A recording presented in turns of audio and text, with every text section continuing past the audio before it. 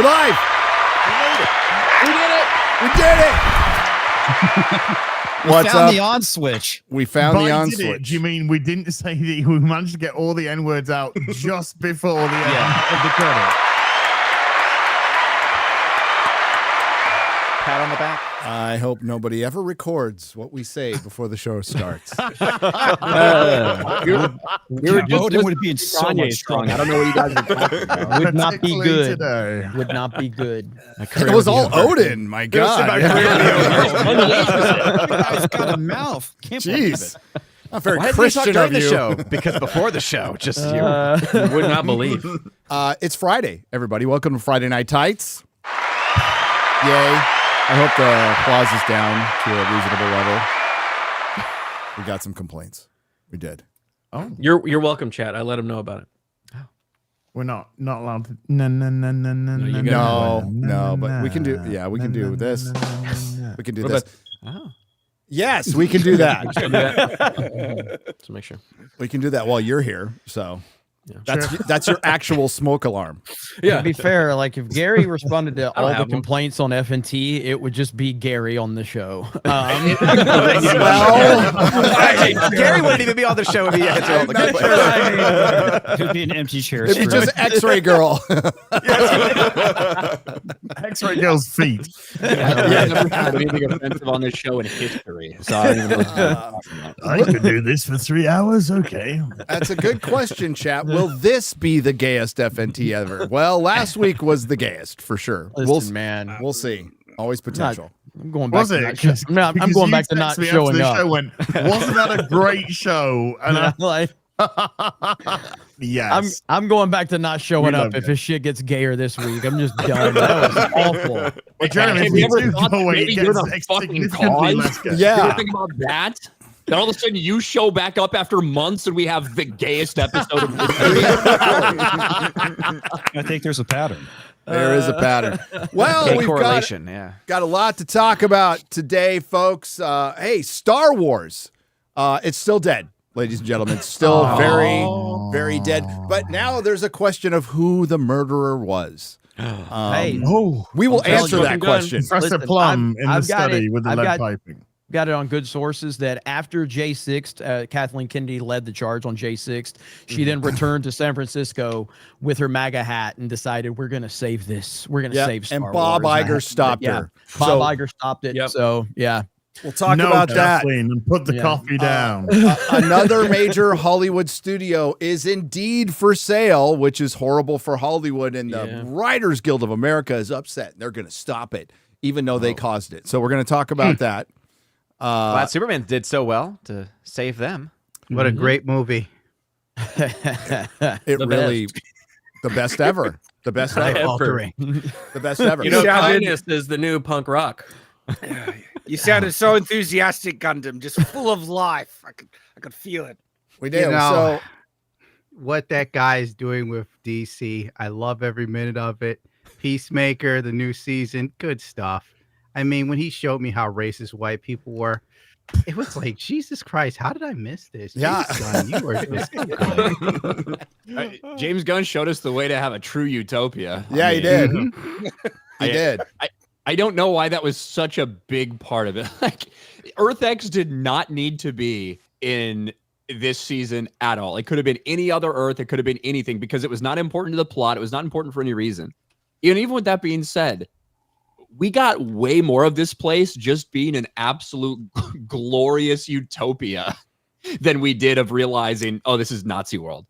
Yeah. Just one, Makes you think. a one-off sentence. You know, that's how they explained it. And for some people, that's enough, Brian, I guess. Gunn, we didn't even get to see people in cages or anything. I right? know. I know. Should we at least see that? Should we see a couple people drop some N-words? If you're going to tell us that this place is just fucking hell on earth for every black people and every queer and every other fucking person that's out Get there. him, Ryan, get him! Shouldn't you just show it? Like, show it to us if you're going to do that. That's all I'm asking.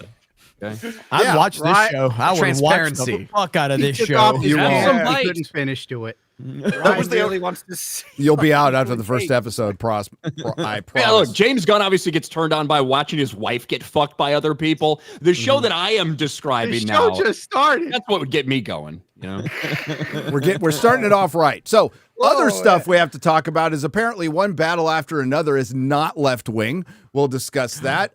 There's a Landman season 2 trailer that Jeremy and I will enjoy.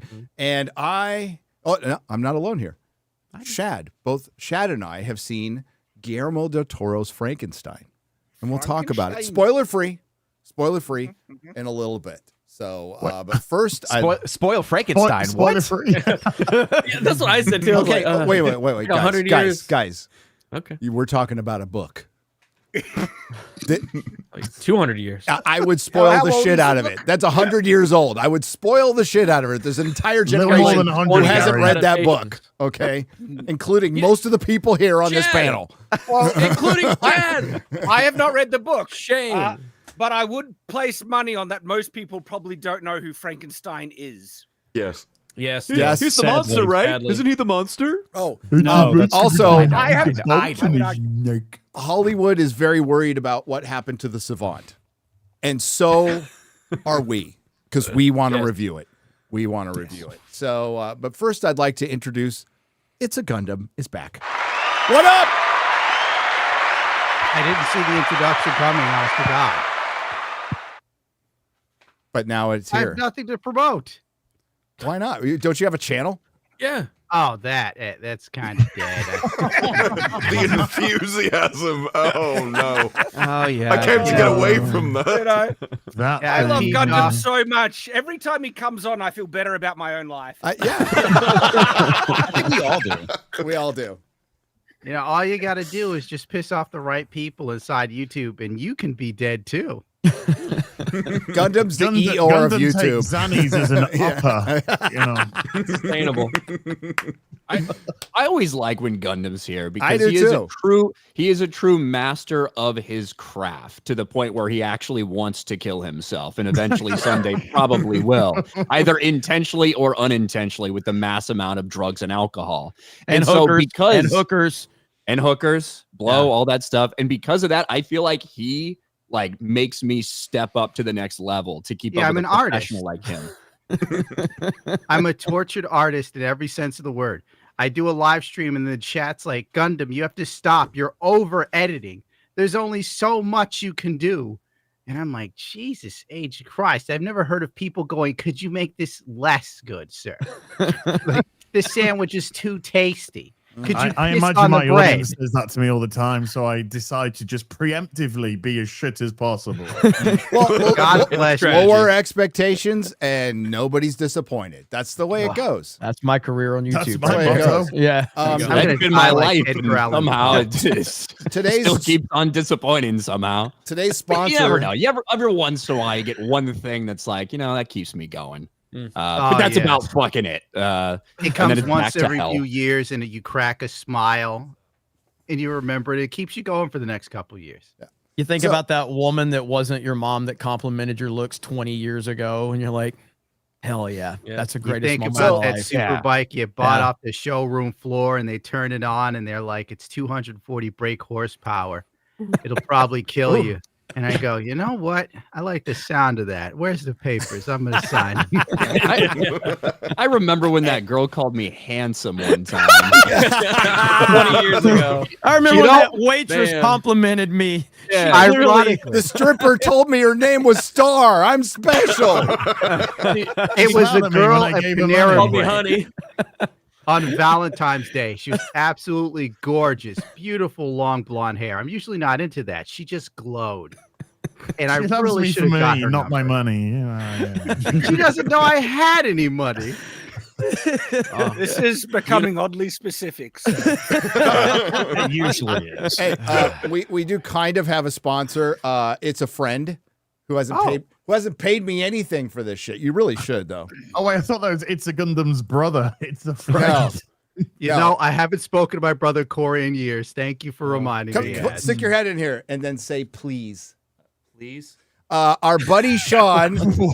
Sean. Is that what she said? I didn't see this. Gay, shit gay, coming. gay, gay bathhouse.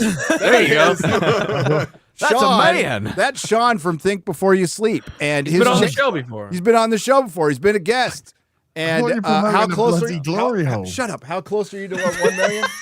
Like 750. 750 subs away from 1 million. Can we get Sean to 1 million? Think before you sleep. We'll put the link in the chat there.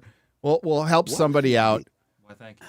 So this is definitely And the they- gayest. everybody episode. calls it A man shows up in his room. We could have an entire script played out to try to make this as gay and awkward as we possibly could, and nothing would have fucking matched that level. You can that was you can get out under the table. This was bring your boyfriend to work. None of us knew that was happening. Smiling off camera. Come out.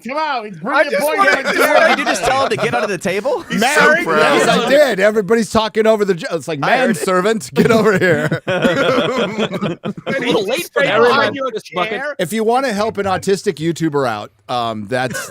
Yeah. They're already here. I mean, I really should be specific. Sean from Think Before You Sleep. That was so bad, Gary. That's What is Come he over doing here, my there? little friend. Don't Come here, manservant, little boy. Come here. From the closet. Come here. It's Man Friday. Come here. I'll be your Well, Robinson wait. Crusoe any day. Can I vote in our own poll that this is already the gayest FNT? I mean, technically, there's something stopping you, Gary, so go for it. Nothing stopping It me. only gets gayer. It's already at 83%. It's almost as yes. It's almost as gay as his lighting back there. So Yeah. Wait. that's No, okay. it's not gay. Not, Okay. not so gay. Trans. Oh, wait, now we're trans. Gay. Now we're gay. My God, I'm like at a gender transition party. What's it going to be today? Speaking of transitioning, let's get to our first topic: Star Wars Hey. or Disney Star Wars. fucking hell. Oh. Yeah. So I don't know if you Look, have Gary the article just ready. brought all the Which energy one do you want to down. go? Yeah. There's a couple. Oh, no, wrong one. I'm so So there's a couple of different things in Star Wars that's going on. So We we'll got revealed what the budget was and how much money it made. Yeah, so we'll build up. We'll do well, we know that. I think we covered that already. We did, yeah. We did. So I think we go to what kind of brought this on and the Solo. the Ben Solo story. Yes. There was a Ben Solo story that was going to be directed by Steven Soderbergh, so an actual director, right? Who's made some good movies. Ocean's 11, fucking cool. I like that movie a lot. Ocean's 13, Ocean's 12, not so much. Not so much, because it has to be in Vegas. But we got from Forbes here, why Disney shot down Adam Driver's The Hunt for Ben Solo. It's a massive hunt, everybody. Wait, it was a what? movie, yes. What's The Harry, what? They hunted Gary. They hunted, Bob. Tobey Maguire's penis. Right. There we go. There we go. We know many canceled Star Wars movies project. We know there are many canceled Star Wars movies projects at this point. Does anybody know off the top of their head? All of them. Oh man, Ryan I don't know if we does. could remember all of them, but the Squadron, Benny Hoffman wife. Squadron, Dawn of the Taika Jedi. Waititi. Dawn of the Jedi is still not necessarily canon. That's still like the one that's in flux, right? But like the Benioff and Weiss trilogy, Oh, yeah. the Ryan fucking Johnson's Ryan trilogy. Johnson Trilogy. trilogy. Patty yeah, it's- Jenkins. Patty Jenkins. That's No, that's the Rogue that's Squadron. Rogue Squadron. They still Come on think now. that could happen. That's on their list of technically still could happen things. The Lando movie that was supposed to be a series that is now a movie that supposedly is still maybe happening at some point in not time happening. in life. Boba I Fett forgot movie about that became a series. Right. Obi-Wan movie that became a series. Yeah. What else is there? You The McGregor wants another Kenobi one. was a movie. Boba Fett was a movie that became a shitty series. Guillermo we del just heard- Toro's Jabba movie, Taika Waititi, Woke Titty is still out we're there. almost at Like two a woke hands now. titties. What was the Josh Trank movie? Wasn't he supposed to do one was early Boba on? Fett. That was a Boba Fett. Fett. That was Boba Boba Fett. Fett. Okay, Boba Fett. okay. Yeah. Okay. What a fucking disaster this is. complete disaster. Seriously. You guys remembered so many of these. I don't remember any of them. It's probably the drugs. For good reason. You're lucky. You are lucky. Like you guys still Hold on to care. What's the latest Well, on the Ray movie right now, Ryan? What's That's the a good- latest on that one? All right, we haven't Girl heard anything in power. a while. They brought that stupid fat bitch up on stage at Star Wars Celebration 2.5 years ago. I'm not talking about Daisy Ridley. Obviously, I'm talking about Sharmina Obaid Chinoy. And we haven't heard shit about that since. Nope. And including in a like variety spotlight on an artist or whatever, and it just went through all her activist stuff and didn't even fucking mention her Star Wars shit. So that's up in the air. There is a Simon Kinberg trilogy that is supposedly in the works right now that they're writing that. So I don't fucking know. Jeez. Well, there hasn't been a movie in theaters since The Rise of Skywalker, which Rise of the Skywalker. Rise of the Skywalker, Rise of Palpatine, which didn't make any money. Gina Carano, shout out to the quarter. Gina Carano. Yeah. Good friend, Gina Carano. Speaking of Gina Carano, Steven Soderbergh. That's right. Hey, That's right. While that's about to change with The Mandalorian and Grogu out in May of 2026, we are now learning of even more projects that were killed off. One of them is a Ben Solo movie Adam Driver and director Steven Soderbergh developed and brought to Lucasfilm and Disney. The first time news was shared in an AP interview with Driver, who discussed what happened with the movie. It was one of the coolest fucking scripts I had ever been a part of, said Driver. What happened? Driver felt there was unfinished business with Kylo Ren, and so did a lot of Reylos, by the way. After the events of his trilogy, that's strong usage of that word. Driver felt that he had a mortgage to pay for. Yep. Remember when Oscar Isaacs was After asked if he'd Kylo ever Ren be? shrugged his shoulders like he dad did before he was even fucking born in a very specific part of Return of the Jedi. He thought there was unfinished business with the rest of his story. He shoot behind him. He shoot behind him like Han Solo did. And merging with the Force, death to save Rey. Steven Soderbergh and Rebecca Blunt outlined a script that brought to Lucasfilm. Blunt. You're a massive blunt. Wow. You're a blunt face. I don't tend to beat around the bush, correct? Yes. Outlined a script that brought to Lucasfilm's Kathleen Kennedy, Carrie Beck, and Dave Filoni, Ryan's favorite person on earth. They were interested. I was told he never gets any involvement in these creative decisions. He's wait a minute. He's never any part of any of these things. These greenlighting these projects ever happens. Never happens. Even in 2021, it's weird how that works, isn't it? He was actually part of a Lucasfilm coup, Ryan, with Jon Favreau. That we're gonna wrestle. Yeah, it's hard to remember. Civil War. That's the last time that we were trying to just pin all of Star Wars failures on one singular person. Decided to try to say that these people are actually the fucking saviors. They're the ones that are trying to fight to make it right. When in reality, everybody involved with this dog shit is responsible for the shipwreck that it's become. Yeah, like Lucasfilm is not a Middle Eastern country. Middle Eastern countries are run better. United Kingdom. Most of Europe now. They were Please interested. don't arrest me. That was a joke. Oh, fuck's sake. God, That's why you'll be arrested. You know what? You need to be Well, when he's arrested arrested, on. I'll take his spot. Yeah, you can have it. By the way, I just make sure it's live on this stream. Oh, that would be really good. We need to see the bobbies. Oh my God, it's lesbian Nana. That's right. Yeah, they pull And then- ads You off think he's screen. joking, then he gets maced. Then they'll report.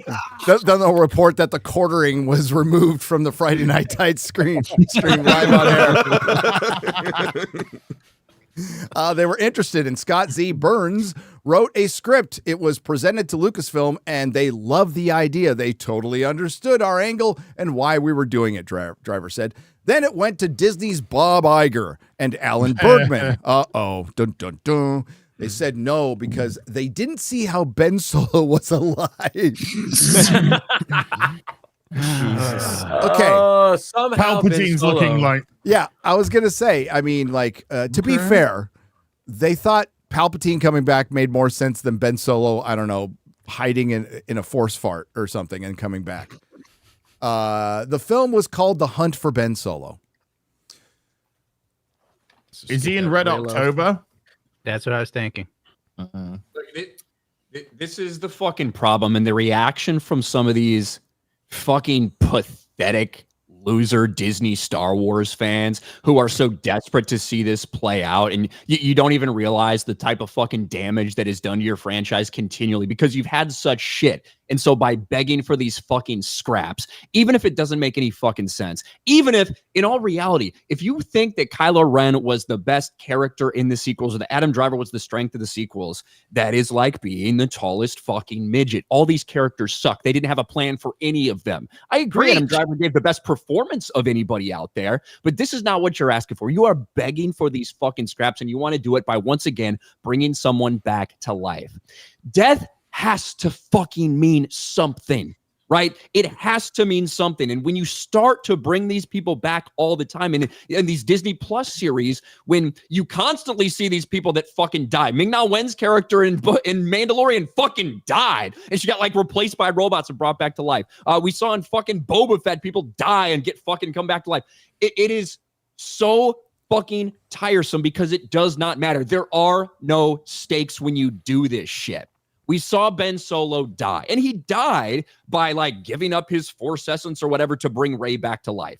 So like that has to mean something. But no, you say he's your fucking favorite character or whatever. Don't you care about that part of his story? Don't you care that he fucking gave up his life to save her? Does that not mean? No, you just want to see the same stupid flashing lights and his same gay fucking lightsaber on screen. The same dude who doesn't know whether he's got mommy issues or daddy issues. The same dude that they had no idea what to do with. We're going to make him a rip-off version of Jason Solo, but fuck all of that up entirely. Switch angles in the second movie, switch angles in the third movie, and we're left with these scraps.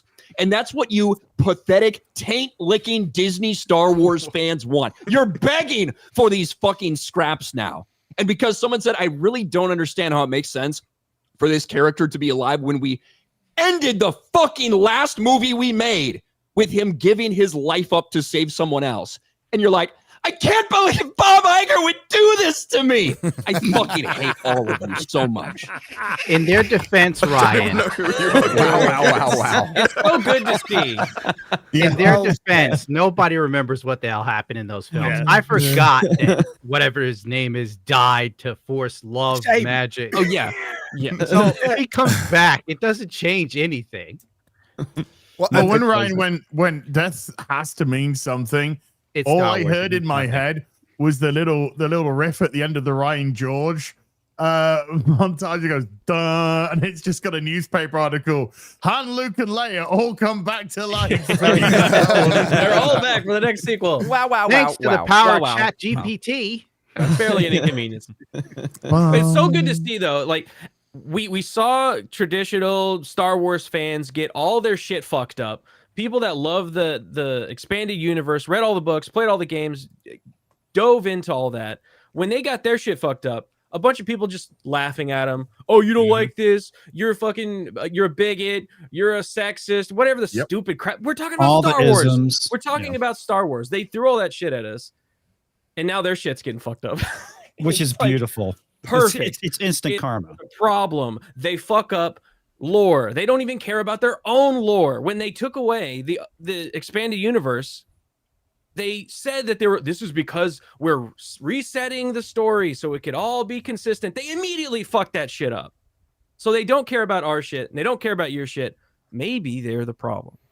Well, maybe. And to show you how pathetic everything is, we're discussing a nixed film that was about Ben fucking Solo. That was about Ben Solo. That's what I mean, you're not even scraping the bottom of the barrel. You're like going underground for this shit. It is so pathetic what they've turned the greatest cinematic intellectual property in history to this. Now we're begging for a shitty character from a shitty movie. Well, they are. Not we aren't. I mean, yes, I am too. I hope they fucking make this movie. I'm pissed they scrapped it. It would have been great for us. Okay. But that shows you where we're at right now. So while it's true that his death seemed pretty permanent, this is a series where Disney let Boba Fett crawl out of the Sarlacc pit. They stapled Darth Maul back together again in a new trilogy itself, suddenly brought back Emperor Palpatine, despite the fact that he was thrown down a bottomless pit in an exploding space station that remained incredibly intact, by the way, in Rise of Skywalker. So sure, there was probably a way to bring Solo out of a forced merge and back into reality, blah, blah, blah. It's a frustrating situation. That's just the argument. That's just the argument. It's always been shit. It's like Yes. they've messed up before. They can do it again. Exactly. Listen, look at how many things don't make sense. We can add another to that. Yeah. What's the Like difference? that's the problem. convoluted. You can justify it now. You Yeah. 100% can justify the fucking bodiless head of Count Dooku just floating around in fucking space somewhere. He's been up there in horizontal orbit for fucking decades now, and he comes back to life too, and he's got a little spider body or some shit. Oh, Why not? With what we've seen, why not? And with AI too, you could totally do it. It would work. Yeah, you're right. They threw Palpatine like in a generator for like the Death Star. Yeah, and then it exploded. Oh Wow. yeah. Because he was made of force juice. It was so full of power. What's interesting about this is that they're turning away creatives that are well known for being good, like really good directors and writers. Multiple that we've seen so far. But you know what would have happened to them? These good creators would have gone in and made a giant piece of shit. Like James Mangold. To be fair, yeah. You know, you take the guy who directed Ford versus Ferrari directed Indiana Jones and the Diary of Dysentery or whatever the fuck. Oof. Fucking A, man. Just imagine if they actually planned out this trilogy. Crazy, hey? Yeah, because it's the mechanisms, man. It's the system that they go into. You could take any great director, any great writer, and they put them in this Disney system. The system is broken. Yes. I mean, like, I haven't seen Knives Out, but I've heard a lot of people say it's really good. Now, I know, what was the Looper? Was that the thing Ryan Johnson did before? Yeah. Looper. I enjoyed Looper. I thought it was a little over, fine. hyped. It was fine, I though. thought it was a fine movie. But and also the Breaking Bad episodes that he directed. Yeah. His film Brick actually was one of my favorite things he did. Yeah, and so you put him in that leaderless Disney Star Wars, and leadership matters, and Lucasfilm has none of it. Knives Out is like Agatha Christie for retards. I heard One's that the main character. Is it Knives Out Mauler's favorite film? It's his favorite film. It's for film? people who regularly listen to like PBS radio and they watch it to make themselves feel smart. That's In Knives Out, the clues. Knives Out is. Oh, go ahead, Disparu. The clues literally fall in his lap, and a dog brings them to him. Like, this is the worst detective that doesn't do any detective work. So Knives Out's Mahler's favorite film?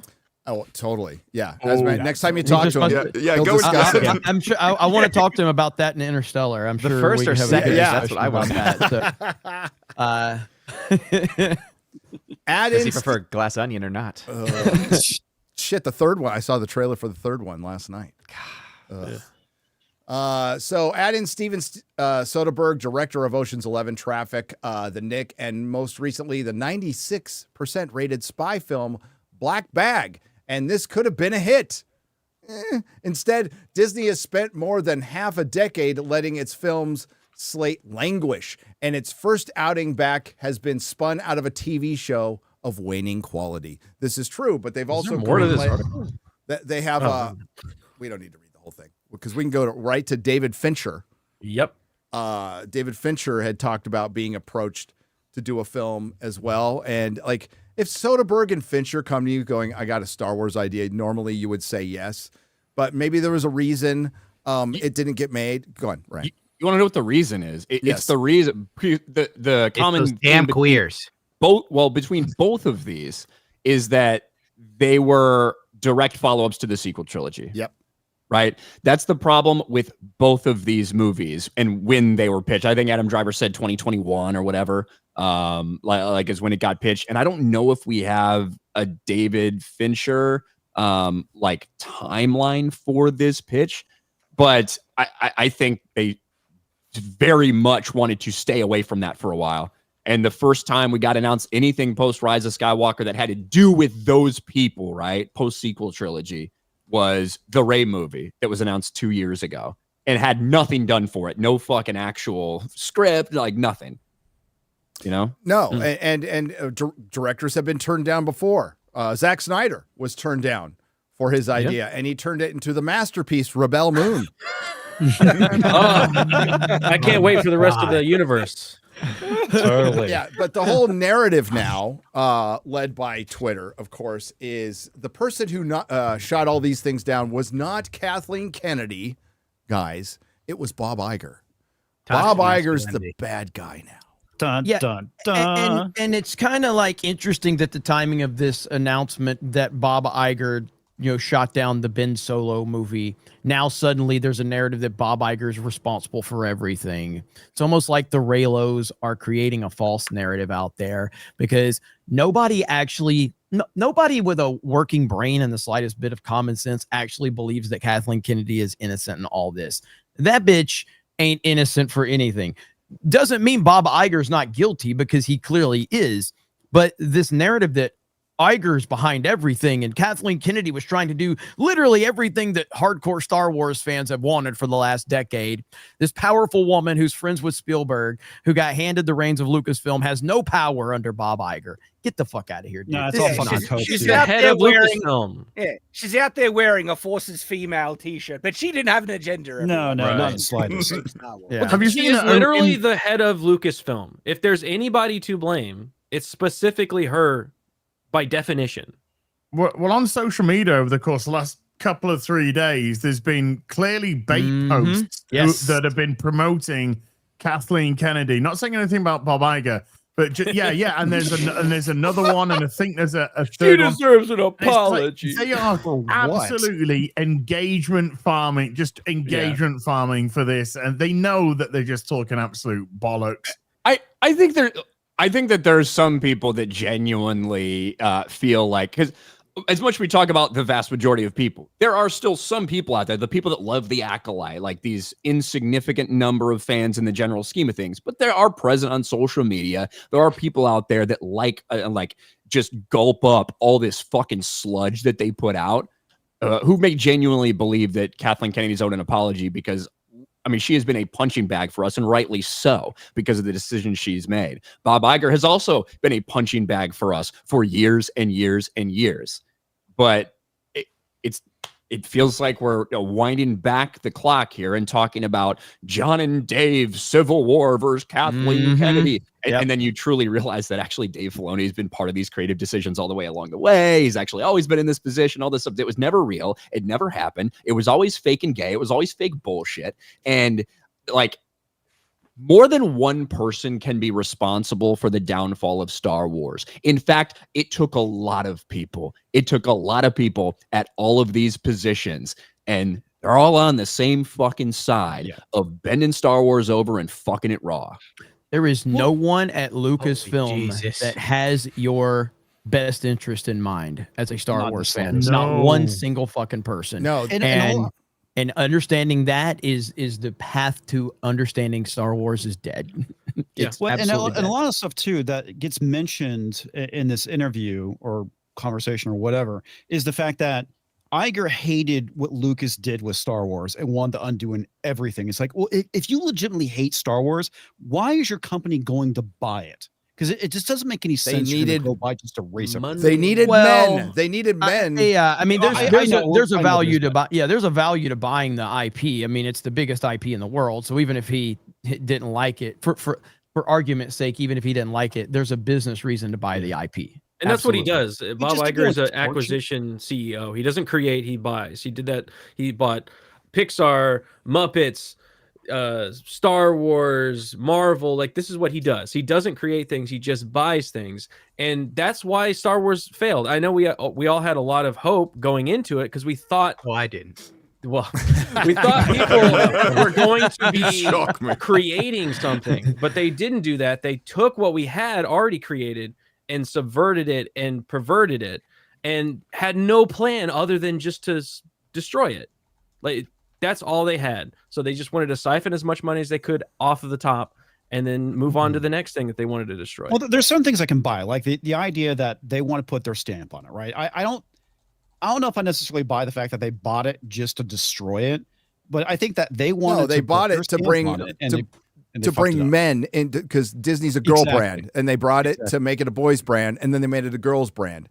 And but you said the word, that's it. It's to them, it's just brand. It's brand. And it's then content. Star Wars was going to just bring anyone in. They didn't care what they put out. It had Star Wars on it. Fuck it, they'll go see it. And we've been saying this. That's it. It's like they weren't trying to turn it into a massive pile of shit that wasn't worth anything. Right. They had the fucking arrogance and the gall to think that it doesn't matter. Yes. We're going to slap Star Wars on it and Exactly. people are just going to come see it. It doesn't matter what we push. These guys who have been fans for decades, they're still going to come no matter They what. will continue We to can consume. maybe open this up to the new audience and pander and like do all this stuff. It's not going to matter. We're going to be rolling in the fucking money. And you know what? It fucking worked for a couple years. It worked for Force Awakens. with minimal effort.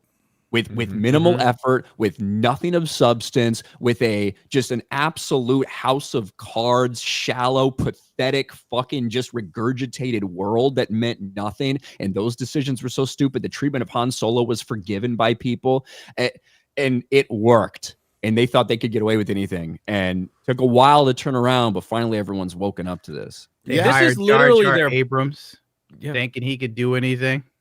This is literally their plan for everything that they did. Like the things that I listed before, the exact same thing happened. So I do Marvel, blame Bob Pixar, Iger What? for all Oh, all of this. But Kathleen Kennedy is the head of Lucasfilm. She is the one in charge of Lucasfilm, so she is to blame as well. And she approves all these. Yes. And there's no evidence that this is true. By the way, that it's just we're going off a driver saying Iger knocked it down. It could have been Alan Bergman. Who had that power too, or it could have been Kathleen Kennedy, but it doesn't matter. But because we're going to see this fucking narrative now from especially the Raylos all over Twitter that you mentioned it earlier, Jeremy, like Kathleen Kennedy was going to make big tits back to Star Wars, and Bob Iger said no. A naked Sydney Sweeney was going to resurrect Han Solo, and Bob Iger said no. You know, that like we're going to see that shit all over the place now. And it's Bob Iger, Kathleen Kennedy, and her accomplices, Jar Jar Abrams, Rian Johnson, and Mark Hamill have all been complicit in, as Ryan so eloquently put, prison raping George Lucas's story and assisting in its merry suicide. That's what they did. They are all fucking guilty for it. And like this should be studied. You know, when you spend billions of dollars to buy an audience, you're buying an audience, you're buying a built-in audience. So that is your ATM machine, and you don't take the time to learn. You don't like think about maybe we shouldn't get rid of all the books, the extended universe. Maybe we should integrate that some way and just take the time. Expanded. Expanded. Sorry. Right. It should be studied because it's the fastest deconstruction of an IP I think that's ever been. Take down some nerd points from me, okay? But no, you when you put that much money into something and you get rid of LucasArts, you get rid of the expanded universe, you get rid of all these things so quickly because you wanted to turn things around fast instead of going, guys, we need to have a plan. We should take about 5 years. We should read every book. We should watch every movie. We should read every fucking comic book. And that doesn't sound that crazy when you make $1 billion investment, but when you have a bunch of suits who don't watch any of this shit and just look at it as an acquisition, and that's it. It's an acquisition of a widget. This is what destroys culture. This is what destroys pop culture when they don't put the time in it because they don't care, because they think you're a bunch of fucking lemmings who are going to show up. And again, to reiterate Ryan's point, it fucking worked with The Force Awakens. And it took a long fucking time for people to recognize it. And this is Bob Iger's MO, top to bottom. Yep. Whether it's everything we've already seen, but it's also like the theme park side of things. This is what Bob Iger has done. And all of you pieces of shit on Twitter that are now crying about Bob Iger are the same pieces of shit that were crying about us slamming Bob Iger years ago. Yeah. And now you're crying about Bob Iger because you've been programmed to think that he's the single issue at Disney Star Wars. He is a big piece to the puzzle, but he is absolutely not the single piece to the puzzle. All of them are in on this. Every single one of them. Favreau, Filoni, Kathleen Kennedy, whoever you want to throw into it. They have all went after the fans in some capacity, and they all have shown disdain for the fans. It's a top to bottom issue, and Iger is clearly leading that. But in reference to Star Wars, Kathleen Kennedy was leading that particular, culture. area. It's their culture. And what you I think it makes sense. Sorry, Shag, go ahead. I was just saying what Jeremy said there, I think is really key because we were talking about that they should study how Disney ruined Star Wars, right? One of the key things that they did is that not only did they make slop and not care about, the quality and thinking that the fans would gobble up, then they attacked the fans. They actively vilified and attacked the fans for not liking what they did and calling them sexist for not liking Rey and all that bullcrap. That's insane. They bought this built-in audience and then they antagonize them and attack them for years on end. Immediately. Like, right. Hear me out. Okay. Disney, hire Hassan Piker. Hassan Piker put shock collars on all of the execs, right? No, Hassan Piker is a Sith. Whoa. They've thought about it. He would be a great villain. Hear me out on this one. Hire Hitler. I'm listening. Ryan's also interested. Did you say Heil Hitler? I mean, take a pic. Said higher. Hear me out on this one. I don't want to hear you out on that. Hi, Twitter. Let him finish the idea. Hey, Geeks Gamers team, don't clip this one for the Twitter account, please. Don't clip this one, please. All right. Don't write that article. For Disney Star Wars, okay? Don't send your heart out. Okay. Hold on, he's cooking. Let's see how this plays out. Wait a minute. Hold on. What did you just say? As much criticism as we can have for Bob Iger and Kathleen Kennedy and everybody involved. If I am CEO of Disney and it's 2021 or whatever it is, like just coming out of the pandemic, you start a streaming service, theaters are opening up and everything, and you just came off losing fucking money on episode 9, the culmination of your fucking sequel trilogy, and you get presented this idea and it's like, hey, we want to do this movie, like takes place right after the sequel trilogy with this fucking character. And I find it hard to believe that you wouldn't have Daisy Ridley in it some way as well. Like, I don't know how you do this movie and have that not happen. I don't know. Whatever their fucking pitch was. And at the time, Daisy Ridley said she wouldn't do Star Wars again too. So there was that.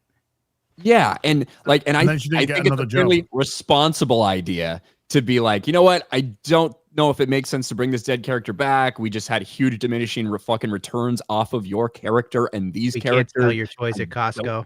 Yeah, I don't think the demand is here. So no, we're going to say no.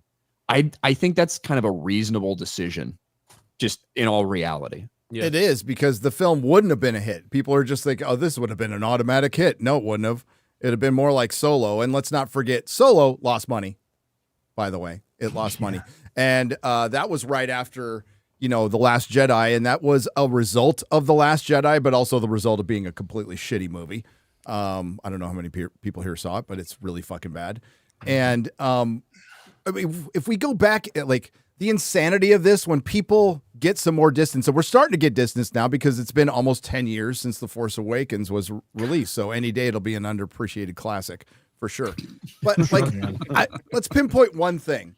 Prior to Kenobi coming out, Disney and Lucasfilm thought it was a good idea to have a marketing campaign of Moses Ingram being attacked online by 3 whole people on Instagram, and made it had fucking Ewan McGregor make a car video about it. This was done by Lucasfilm. That was instituted by Lucasfilm. That was part of their marketing, and they thought it was a good idea. We'll make it some kind of movement, and instead of seeing it for what it was, attacking half the fandom, not respecting the fandom, and not respecting the work, aside from the fact that Kenobi shouldn't have been made, and it shouldn't have been made the way it was. And that's just one instance of how much they fucked up. And the only question we have left is like, how in the fuck does this bitch still have a job? Like, how... Like, there's some point where like, okay, you got coffee for fucking Spielberg. That's great. Like, what have you done in the last 10 fucking years? Nothing. Absolutely nothing. You're a laughing stock. Force is female. Preempted. They wanted, like when Moses Ingram was being brought in, before it was released or anything, they were telling her that she was going to get racist. Yes. Almost like they wanted it to happen. Well, they'd seen the car video. How they were going to market it. They're like, hey. It was a marketing campaign. That was a marketing campaign. Yes, like, we can go all down this road. Like, they prepped her to That's what they want. They want that reaction because they see interaction and engagement as positive. When Maybe That's they why knew. they They're stole like, so many hey, lightsabers of hers. they're like, hey, we've watched this show. It's really fucking bad. People are gonna fucking hate you. Yeah. Tell everybody it's because they're racist. Let's just do that. Let's just Yeah. roll with it. Let's take that attempt. The racist didn't buy her Hasbro lightsaber too, Ryan. Well, the core audience, they couldn't use their food stamps on it, you know? Yeah. It's EBT, bigot. That's right. It's hard That's to steal right. something that hasn't been made yet. Does anybody think Mandalorian and Grogu is going to be this massive hit? No, not in the slightest. They could have forgot that after was coming season out. 2, and they have just like everything else Disney Star Wars. They've ruined all the momentum they had. So I don't think there's anything for that at all. I mean, again, it's going to do okay. I don't think it's going to be like this. It's not going to be the Marvels, but it's also not going to be like an Avengers movie. Will it hit $1 billion? I doubt it. I hate doubt. Pedro Pascal. Oh. Fatigue. I'm feeling like it might be in the same realm as like Fantastic Four. Or Thunderbolts? Yeah, like 500 million, I think. Might I'd be be surprised if it did 500 million. Come on. I think that, like, to me, 600 million is like top for it. Yeah. That's how I feel about it right now. It's so tough to judge. We haven't seen a Star Wars movie in so long, and It's just what's gonna be the a long Mandalorian? episode of The Mandalorian. Yeah, it's Well, think about Solo. Solo was like kind of like that last movie that just did terribly, and it only made about $400-ish million. So I think that's kind of right now the ceiling and the kind of the range that it's looking at based on everything else. Because Solo came out at a time when things were not the worst. Yeah. They are now far worse than they were then. So we're talking maybe even less than that. Yeah. So after all the brand damage, which continues, by the way, there are repercussions from another Star Wars project. As did a video on it. Yeah. Ubisoft or Ubisoft. Ubisoft. Who cares? Ask doesn't devs, matter. It ask really devs doesn't at matter. Star Wars Outlaws studio to lay themselves off. We can't even bother to fire you. Hey, would you mind just firing yourself? Can you make just yourself leave? from our company, please? It's like an executioner coming up with a gun and saying, "No, you do it yourself." How does this? You got this, right? Yeah.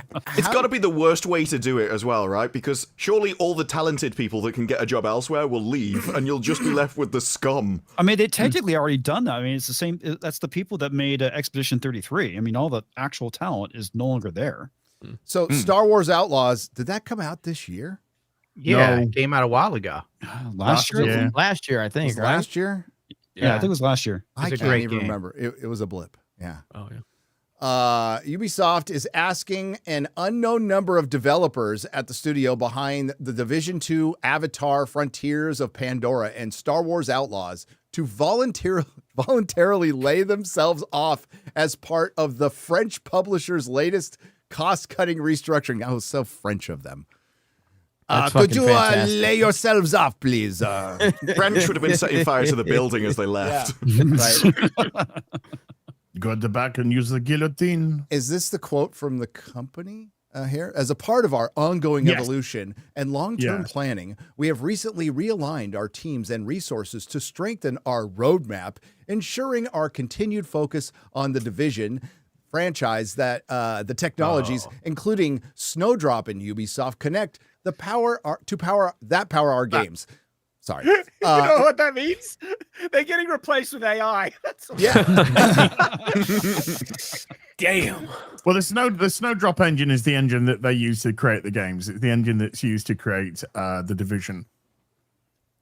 And they are still working on a million spin-offs of the Division, which in itself, both of the Sucks games ass. have massively underperformed. Yeah. So Yeah. The Division. you're not has exactly playing with a fire franchise here. No. The Sweden-based studio announced in a statement on Wednesday to support this transition responsibly. We introduced a voluntary career transition program. Voluntary career This transition. is just the next phase. That is the most fucking dystopian phrase I've ever It's the heard. most corporate way What of the saying, leave before we fire you. Please voluntarily enter the suicide booth. Yes. Yeah. We'd like you to voluntarily transition to death. HR must have worked all night on that one. They have. We'd like to transition your career from having one to not having one. Out into the Hired to street. fired. being is a here and ultimate being transition. somewhere else. Now this is different from their health benefits. That probably does offer a transition program. Giving Handmade. Have giving you looked into unemployment? okay, this is great. Giving eligible team members.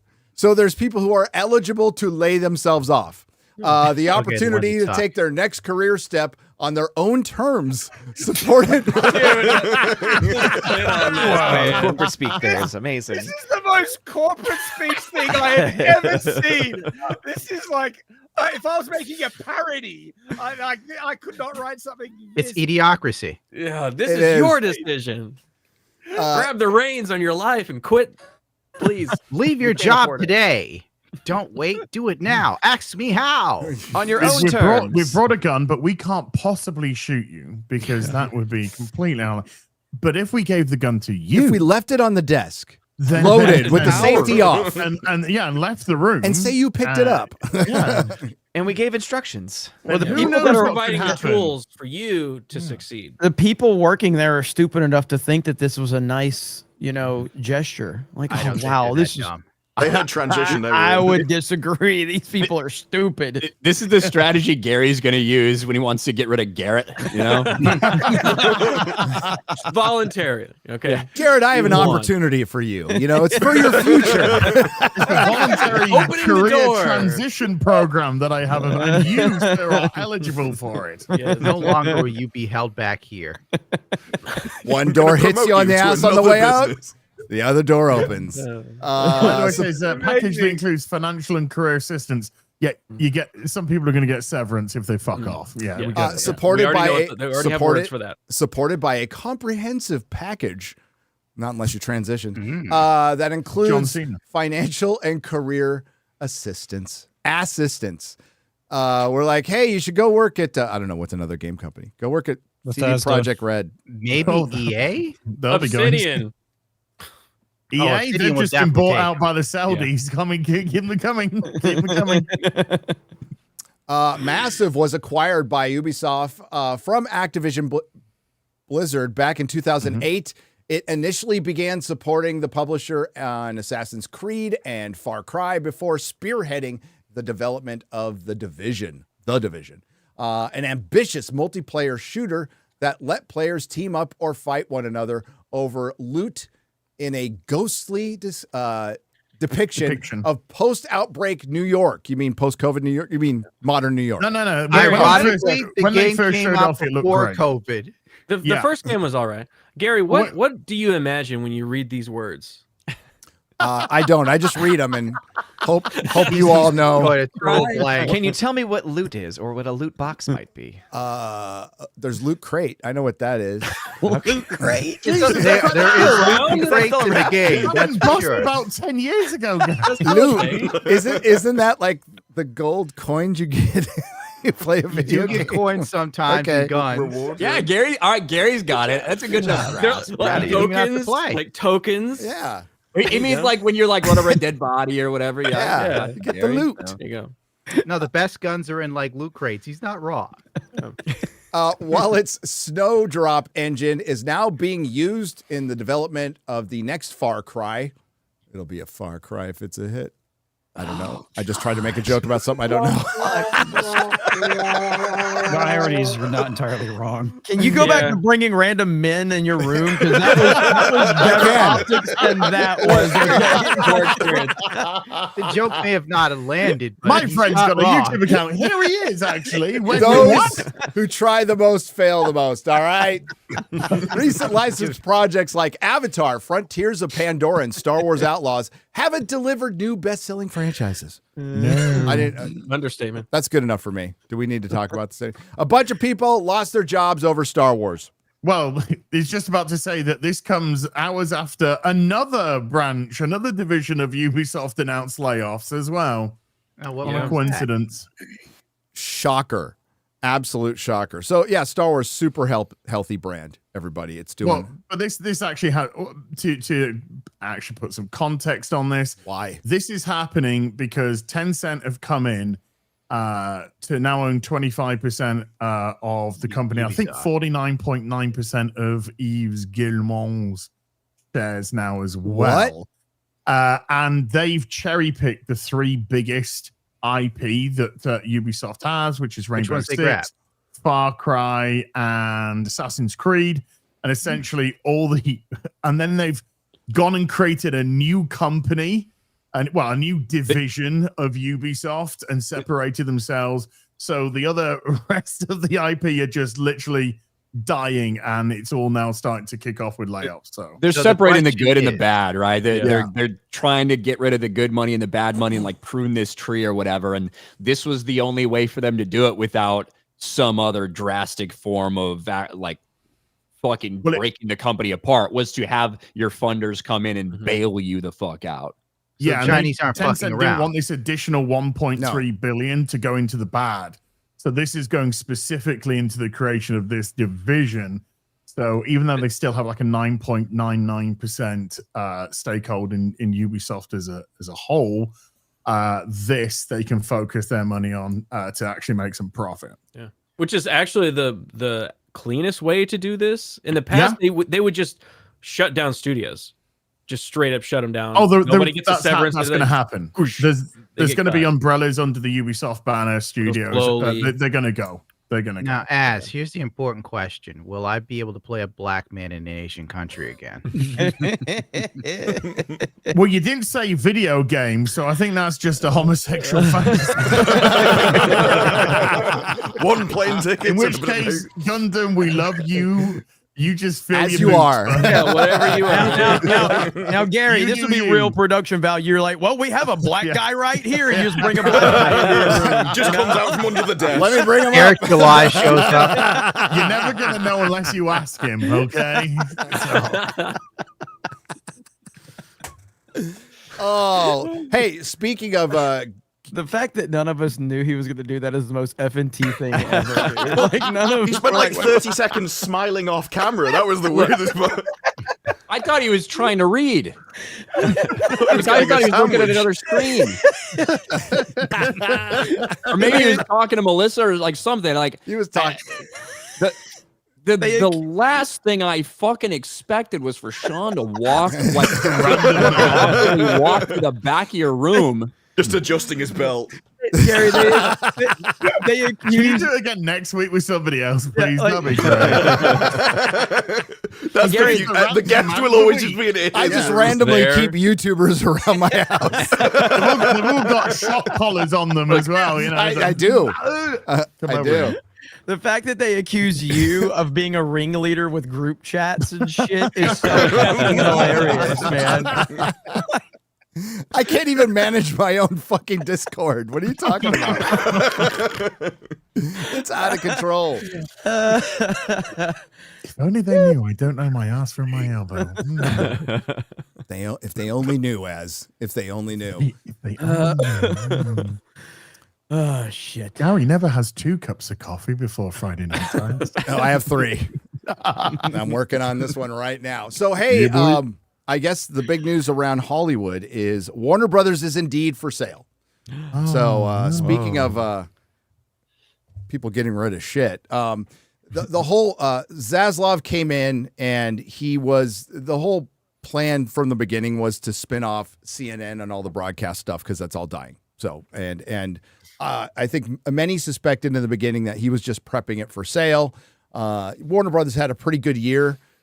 For movies, in a fucking horrible year for movies, they had some actual good ones. You know, F1, which was more of an Apple movie, right? But they Weapons and Sinners, and then Sinners this was very good at the box office for them. Yeah. Yep. Conjuring, right? That was theirs too.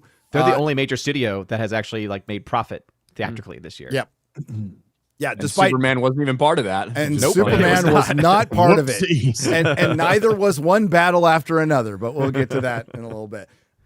But yeah, it is for sale, and it could either be a way of bumping up the stock, which it has done. It has absolutely bumped up the stock. They have now turned down 3 offers from Paramount, and I think it's been reported that Zaslav wants $30 a share. It was at what $12 a share before all this stuff started happening. and I think it's up to 20 now. Or Well, as soon as the rumors started of the sale, people really started buying it up, like because that was supposedly the price was around $30 a share was kind of the target. So as soon as the rumors about it being up for sale and like that was the plan, a lot of people started buying it up and started shooting. So yeah, because that's the expectation. I mean, Paramount originally offered $20 per share. Warner Brothers turned them down. Yep. Reportedly, there was another offer of $24 per share, which they also turned down. So we'll see. And then, along with things like, making Zaslav co-CEO, an 80% cash offer, which is fucking wild to think about, stuff like that. That's nuts. And Warner Brothers has really good IP, as you guys all know. It's got DC. It controls Lord of the Rings. It controls the distribution of Harry Potter. It's got Looney Tunes and a lot of other stuff. So it should be valuable on that end. Unfortunately, if you buy it right now, you're going to get CNN. So, and nobody wants that. So I think whatever happens in the future, there's supposedly multiple buyers, including Netflix, Paramount, of course. But I think people would think Comcast is in the conversation at some point. Apple might be in the conversation. Here's the thing that I feel, and I think I've seen some people echoing these things out there. Netflix and Apple, I don't think they would want to buy it whole piece. No. Right? I don't think they would want to buy the entire thing. A ton of people, basically every other entertainment company out there, would be interested if this is a breakup. If they're breaking off pieces and parts of IP and streamer versus studio and like all that stuff. I 100% think that all of those parties would be interested in some of those things.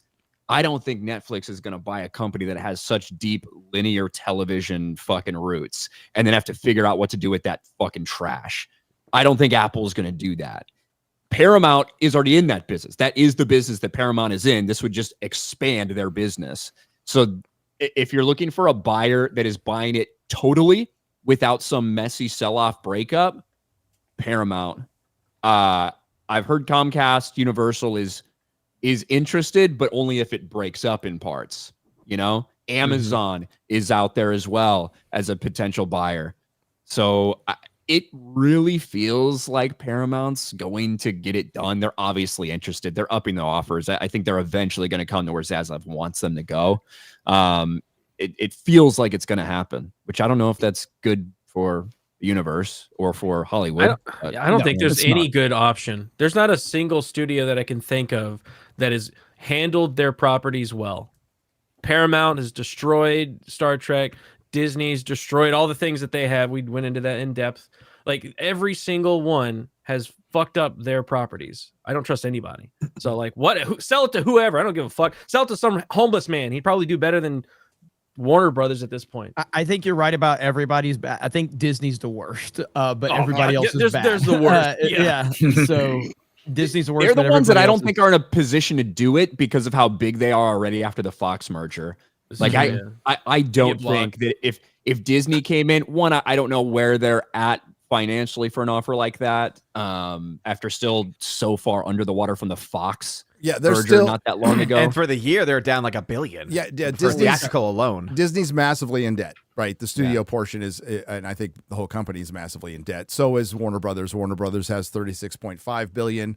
And most of we're talking about the old school legacy studios of Hollywood, and they're disappearing. We already lost like MGM to Amazon.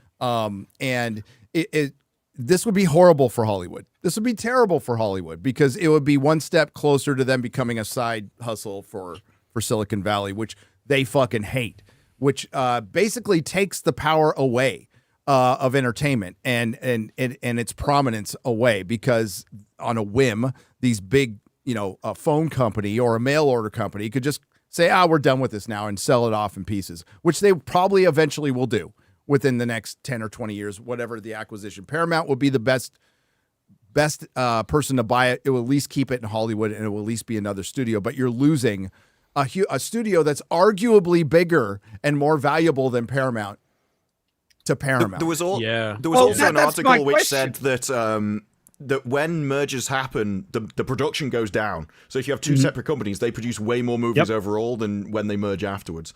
And so I can understand why places like the WGA are mad about it, because every single time these big companies merge into one, they lose work.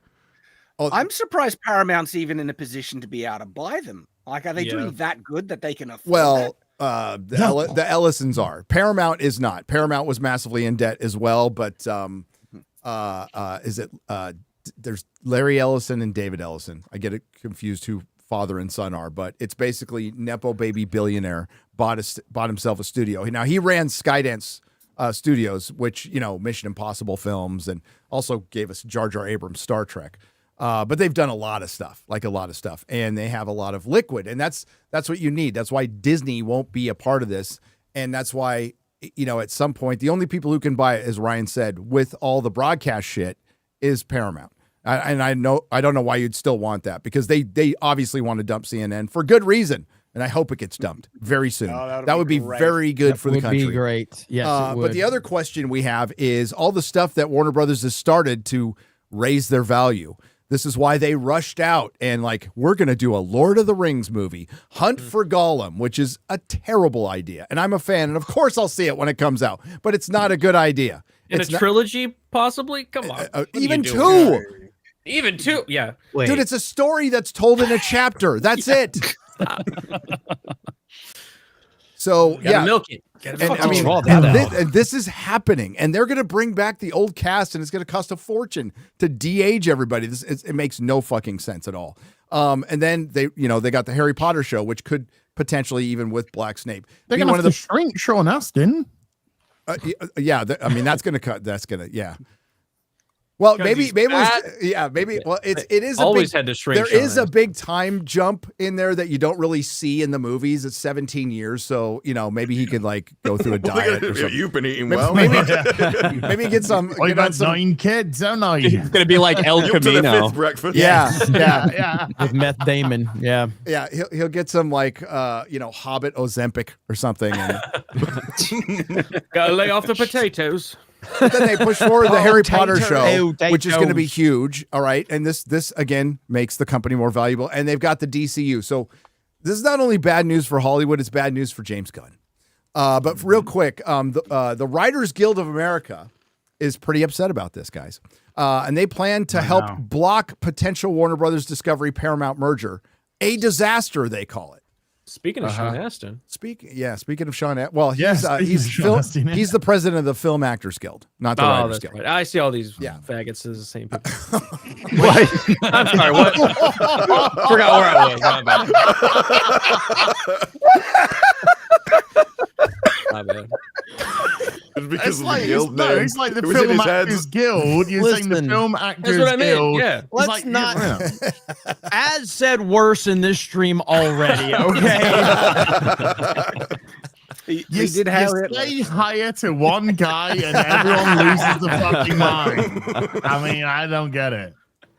So the Writers Guild of America. Hear me out on this. No. No. The Writers Guild of America is condemning Better take off your glasses. The Writers Guild of America is condemning the potentially disastrous impacts of merger between Paramount and Warner Brothers Discovery. In a joint statement, the WGA East and West sent Thursday, the guilds expressed their intention to block the merger. How they can do this, not really sure. After Paramount's second bid for the WBD was rejected this week, explaining that the acquisition would be a disaster. So 3 times they've told us it's a disaster. And it might be. I have a question, guys. And that's from professional writers. Putting the same word within 2 paragraphs. But I have a question, guys. Who brought on this disaster? Who helped? Oh, that'll be the Writers Guild, Gary. That would be the Writers Guild of America by having a strike at the worst time possible. Yes. And they're looking for another one, remember? That is potentially there could be another writer's strike next year, and it's very real. And it's over AI again because they didn't get that worked out last time. But the problem is that they haven't written better than AI. and they have put out a lot of shit lately, and they've pissed off half the country pretty regularly over the last decade. And you've lost almost half of your audience, your ticket buying audience, for a myriad of reasons that we will go over a little later. But they helped bring this on. You made this happen, WGA. So, you know, and many of us predicted that when you had a strike at the worst time possible, what would result would be shrinkage, contraction, mergers, acquisitions, and layoffs. And all of that is happening now. Every single bit of it. In this next paragraph, they do everything that they're complaining about. Unions harm workers, it diminishes competition, they've been against free speech, and it says they've wasted hundreds of billions of dollars better invested in organic growth. Well, you could say the same thing about them demanding pay increases at the time that the industry is massively collapsing. So they're really not in a position to complain about this. No, and what gets forgotten is like they went on strike the first year where there was a pretty full film slate, not entirely as much as it had been in the past pre-COVID, but pretty full. And we got movies like Indiana Jones and the Dial of Dysentery and The Flash and She-Hulk. And like these writers were on strike to get more money. So what iconic television shows. The pinnacle of our Absolute triumph. Out of my curiosity, curiosity, was it the writer's strike or the actor's strike where they were like pressuring TikTokers not to make videos? I forget which one. I think that writers' was strike. Would have been actors. I think it was strike. actor. yeah, Film Was Actors it? Guild. Yeah. That was Like a talent great time. influencers. Yeah. That was a fun There- time. There's going to be a push for that from these fucking people, right? Yes. Yeah. Because it is shrinking and Hollywood is collapsing. It's the next thing is going to be for these big fucking unions to get YouTubers and fucking Instagram influencers and stuff like that for a That's what big they want. fucking union. Yeah, that It's what Pretty sure we they're talked trying for about the that before. YouTubers. They're already making trying to make some inroads into that YouTube. Oh, they've already done it. We know we've got these like talent management fucking places and stuff like that. That's existed for a long time. I'm talking about like the big fucking unions like WGA that are going to try to get a piece of all of this stuff. And some fucking idiots, some YouTubers that you know, some of them are going to fucking Mr. buy Beast. into it hook, Gonna line, try and and get- sinker. Yep. Mr. Beast. Well, they're already there's a lot of YouTubers part of that have agents, like, and they're Hollywood agents. So that's the next natural step. Good luck, WGA, trying to get into YouTube and trying to like get I don't know, like me in there. That would never fucking happen. X-ray girl, we're unionizing. Yeah, like, and that's the thing. I'm not talking about just Unionizing agents stuff or like whatever. That's one thing. Like to help you get a deal and help you. Okay, unionizing is a completely different thing, and it would fucking destroy this entire space if that happened. It would. It would be horrendous. Well, there will be strikes, Ryan. There will be strikes. We're not going Smaller to make can only stream content for 8 hours at a time. Yep. I can only make 3 videos a day. Like, You know, if a strike happened, I'd love to watch the anarchy unfold because the cocksuckers running this site deserve every bit of it. I hope you burn in hell too. I mean, I love this platform. But they may end up getting replaced anyway by the same people whether they unionize or not. There was Lionsgate recently came out and said they were hiring TikTok editors for their marketing team. Oh So my it may God. well be that people get replaced by people outside of the union, and it would be way cheaper for Hollywood, and they get better people as unions drag everyone down to the lowest people in the union. That's why the best people can still make their own deals, and all the middle people get dragged down to the lowest common denominator, where the union is the ones keeping them in a job they shouldn't have. Communism. It's what it is. It's what it is. So you can take the article down. Get it out of here. Get it out of here. But James Gunn was interviewed on a podcast this last week, and he kind of fumbled on his words a little bit when he was asked about the future of Man of Tomorrow. And the question is, what's going to happen to the DCU now that it didn't have the best of starts, and now the company that owns it is for sale? This guy's meant to be a CEO and a creative. Does he just do interviews all the time? Like there always seems to be another one. It's either that or he's on social media. It's either he's on social media responding to people or he's doing interviews. He's got to do something with his time while his missus is being banged by someone. You just see the door shaking in the back. Well, she's in the other room, right? She's against the door. When the door is rocking, don't come a knocking. Hey, hon, I'm gonna do this podcast now to like 20 people. You and Well, let me know when Love you you're too, done, honey. and we can talk about Okay, I'll come back to you later. I'm just glad she's happy. Good to see you again, John. By the way, good to see you again. I'm replying to a troll named Heels versus Babyface. My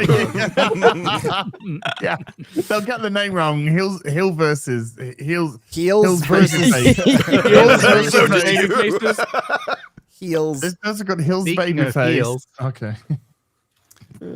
So one thing I've been really curious about is you've referenced things like Peacemaker Season 2 and Lanterns setting up different threads and arcs. How far do these arcs go? Like, do they culminate in Man of Tomorrow, or can we expect them to go further than that? Yes, they definitely go significantly further than Man of Tomorrow. Okay. So Okay. now, you know, whether or not that'll be me that's able to fulfill that promise depends on a lot of things in life. But yeah.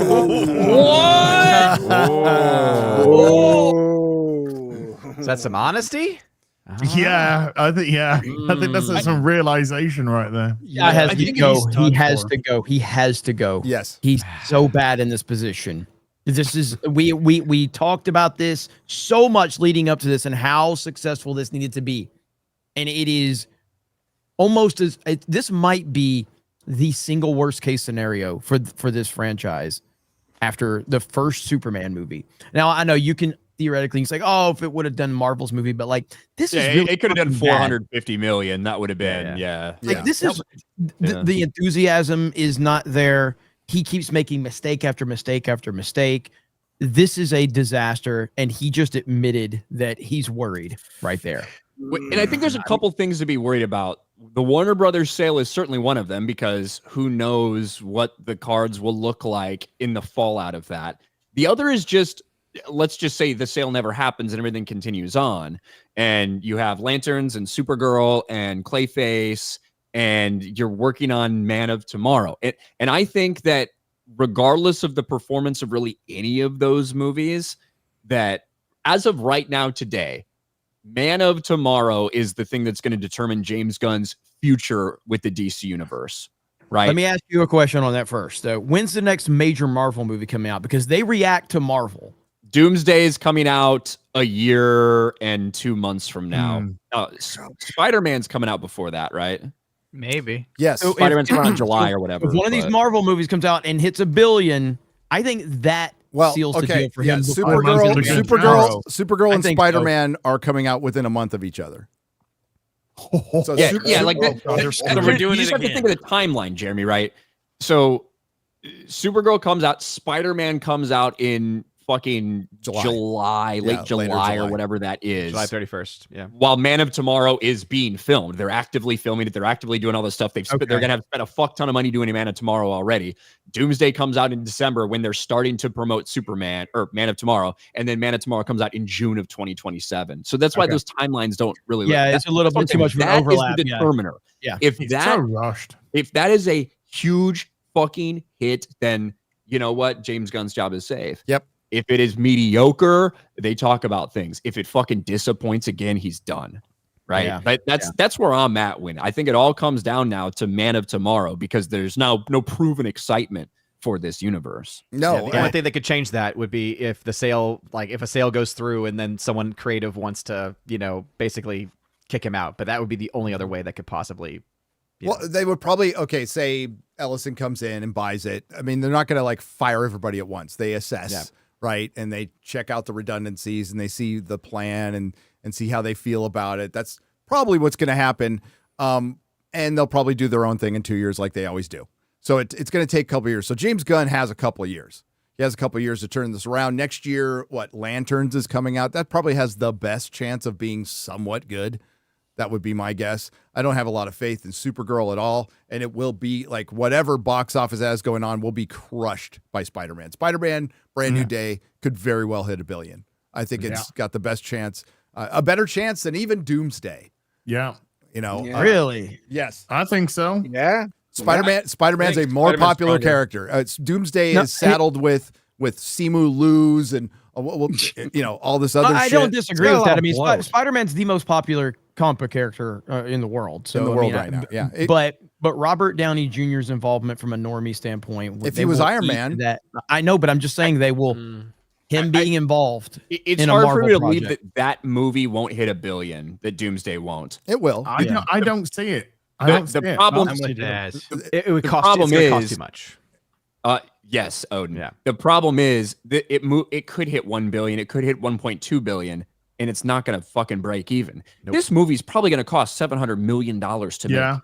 And I'm not exaggerating. I'm not being fucking crazy. I think it's actually going to cost that much when you factor in the amount of work that they're doing, the fact that they're probably going to have to do things over and over again because they didn't have a script first. So there's going to be a ton of like reshoots and pickup shots and trying to get all these different cast members on the same schedule, paying all these cast members. Dude, because it's one thing to have 50 characters in your fucking movie. It's another one when so many of them are like older actors who aren't just going to come back for a fucking $200,000 paycheck or something. Like Patrick Stewart and Ian McKellen alone for their 2-minute roles are going to cost a fortune because they're old. I mean, will cost a fortune. Hugh Jackman will cost a fortune. Robert Downey Jr. got. Say we already know the directors and Robert Downey Jr. collectively equate for like both movies like between 150 $200 million. Yeah, and then both people. That's not counting. Payroll. That's not counting that they probably have back end deals too that they're going to get paid on. They got points. Not probably. They do guarantee. Have you considered the amount of money they'll save by not having Captain Marvel in the film? Well, have not. And you know what? Surprise. By the way, Ryan, when I see Bree tomorrow, I'll say hi. Go on, Adam. I appreciate it. It's interesting you say that because a lot of the returning characters, they will have clauses in their contract that when they return to films, their pay will go up significantly because this will be deemed as a separate film, a sequel, film, etc., etc. Because that's how it usually works. You usually get lowballed on your first appearance, but the next movie that you appear in, your pay goes up absolutely massively comparative. Like Gal Gadot got paid, was it $375,000 for Wonder Woman? But her next appearance went up significantly after that. Her subsequent appearances went up. Well, that was based on her acting talent, and we all know that. Okay, but they said because there were people going, "This is disgusting." Woman's being paid peanuts and blah blah blah. And it actually came out. It's like, no, this is actually standard contractual stuff when it comes to movies that have a potential to be a knock on. No. Yeah, they have like options for the sequels and stuff that can get picked up, and you'll see that with David Cornsweet and with Brosnahan and all those people as well for Man of Tomorrow. Yeah. But for me, I don't think $1 billion is very impressive for an Avengers movie right now, after what we've just witnessed. So, and that's why I don't think it's that big of a deal if it hits it because of the budget that this thing is going to be.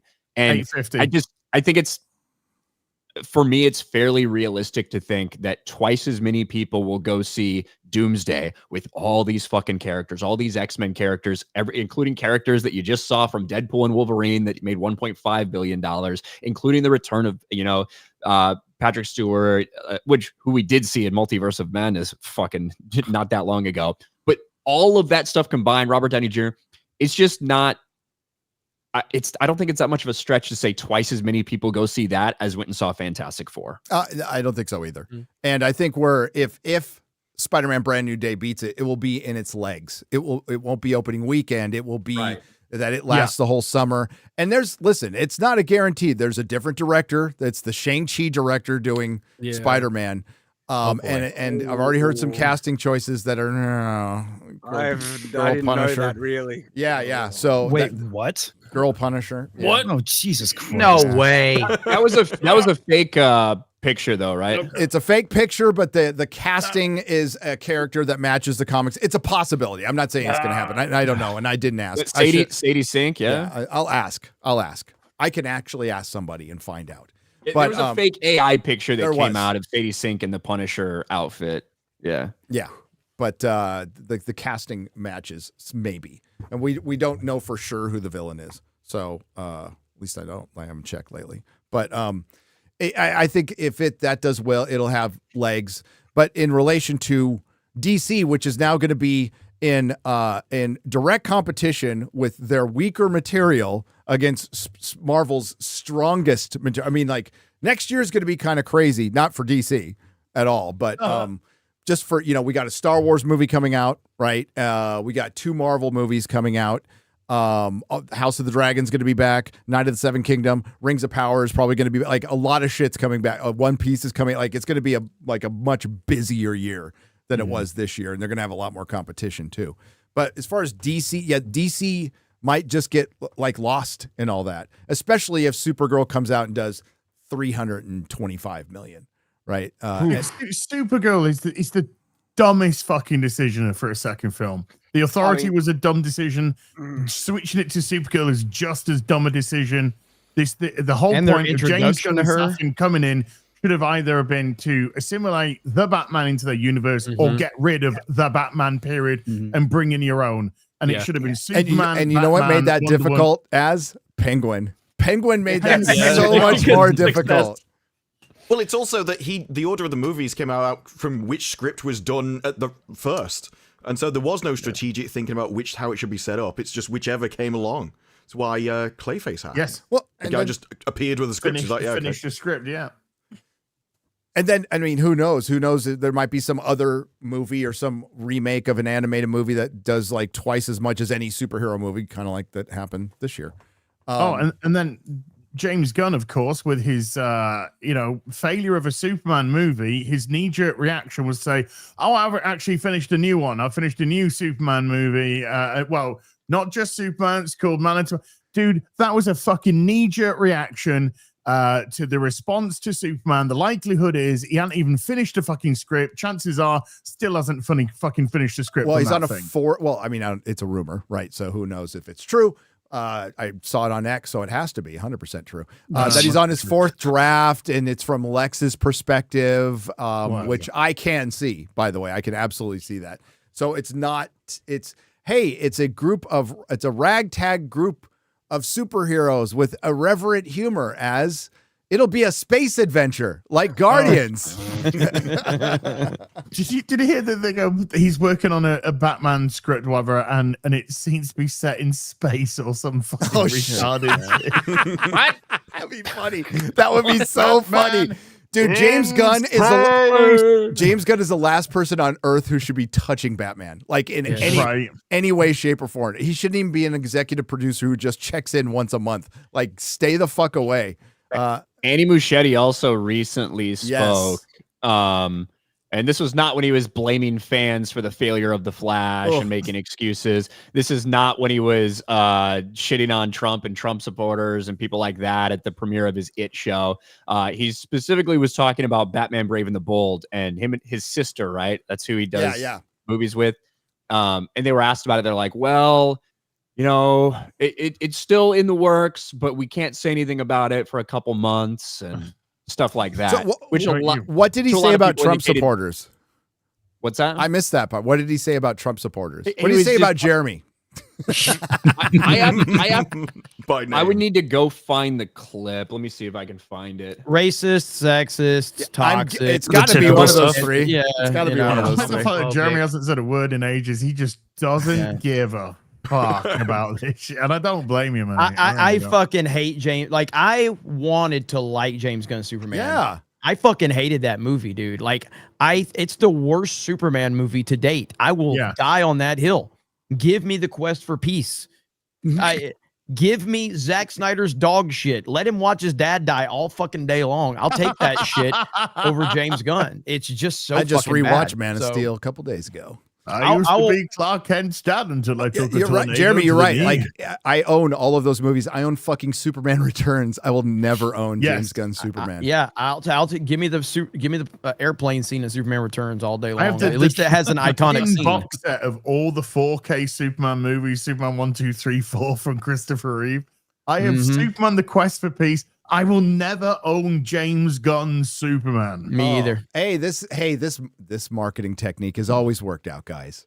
It Oh, Chapter yeah. 2 director reveals what Trump has in common with Pennywise. Yeah, there you fucking go. Yes, connected to the times we live in. Well, no, that's from a long time ago. From Oh, okay. 2019. 2019. 2019. So what's the recent Said one? something specifically. He did something recently? some- I thought you yeah, were talking about I'm gonna this. find it. It's a video clip. I'll find it. Yeah. We'll keep it going till then. He does exactly what the clown does, you know. Yeah, He lures Trump- kids down Trump into always, the yeah, sewers. so he hangs can out in the absorb their life sewer. force. No one is a bigger fan of Trump than his haters. They Yep. love him more than Oh, I God, do. yeah. Like, it's fucking crazy. But Even in yesterday, this, Stephen they A. couldn't- Smith was giving him credit for the NBA thing that started like 4 years ago. Oh yeah. I Trump love is that. coming. That's what he said. He's like, Trump is coming for the WNBA next. And we're like, fuck yeah, all right. Yeah, that's Do what I it. voted for. Yeah. Yeah, well, as it turns out, contrary to the opinion believed by some of these people, those WNBA players, they aren't trying to miss layups. They're just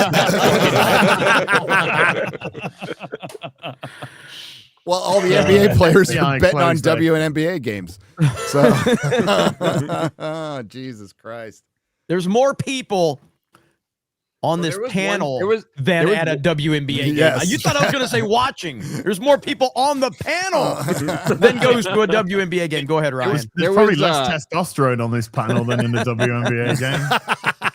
Unfortunately. Yeah, there was one some TikToker, somebody was making content betting on Angel Reese to miss her first shot in every fucking game. And it happened often, right? They were making a lot of money, but like the way they would do it, they'd all fucking sit there, they'd be ready, and like she'd get it out from the outside, they'd be like, shoot. She'd just fucking clank her air bullet, and they'd like do celebrations and fucking throwing things everywhere, doing horns. It was so funny. That's awesome. Throwing green dildos. The only time they were popular. Yeah. It's amazing how many caught them in the mouth. That's so bizarre. Yeah, so we'll see if Andy Muschietti even directs the Batman movie, who was the director of It, and of course, The Flash, James Gunn's favorite superhero movie. Yes. Great film. As far as So I just for Andy Muschietti, so it's a long, it's like a 2-minute video where he gets asked a question and answered. But this is what he says. From Deadline, October 21st, Andy Muschietti reflects on his experience growing up under dictatorship and the relevance of It, Welcome to Derry in our current times. Quote, I like to consider the show as a reminder that if you believe in empathy and love, we can keep together and stand up against violence, the division, and the cruelty that these fucking clowns are bestowing upon us. Right? And as an asked about in current day. You know what I mean? So that's what I was talking about. Okay. Well, great. He's doing really great, bringing a lot of people to his show, bringing a lot of people to Batman. I'm sure it'll be fucking fantastic. As far as Doomsday is concerned, they have a trailer. It's done. I know somebody who's seen it. Isn't it though?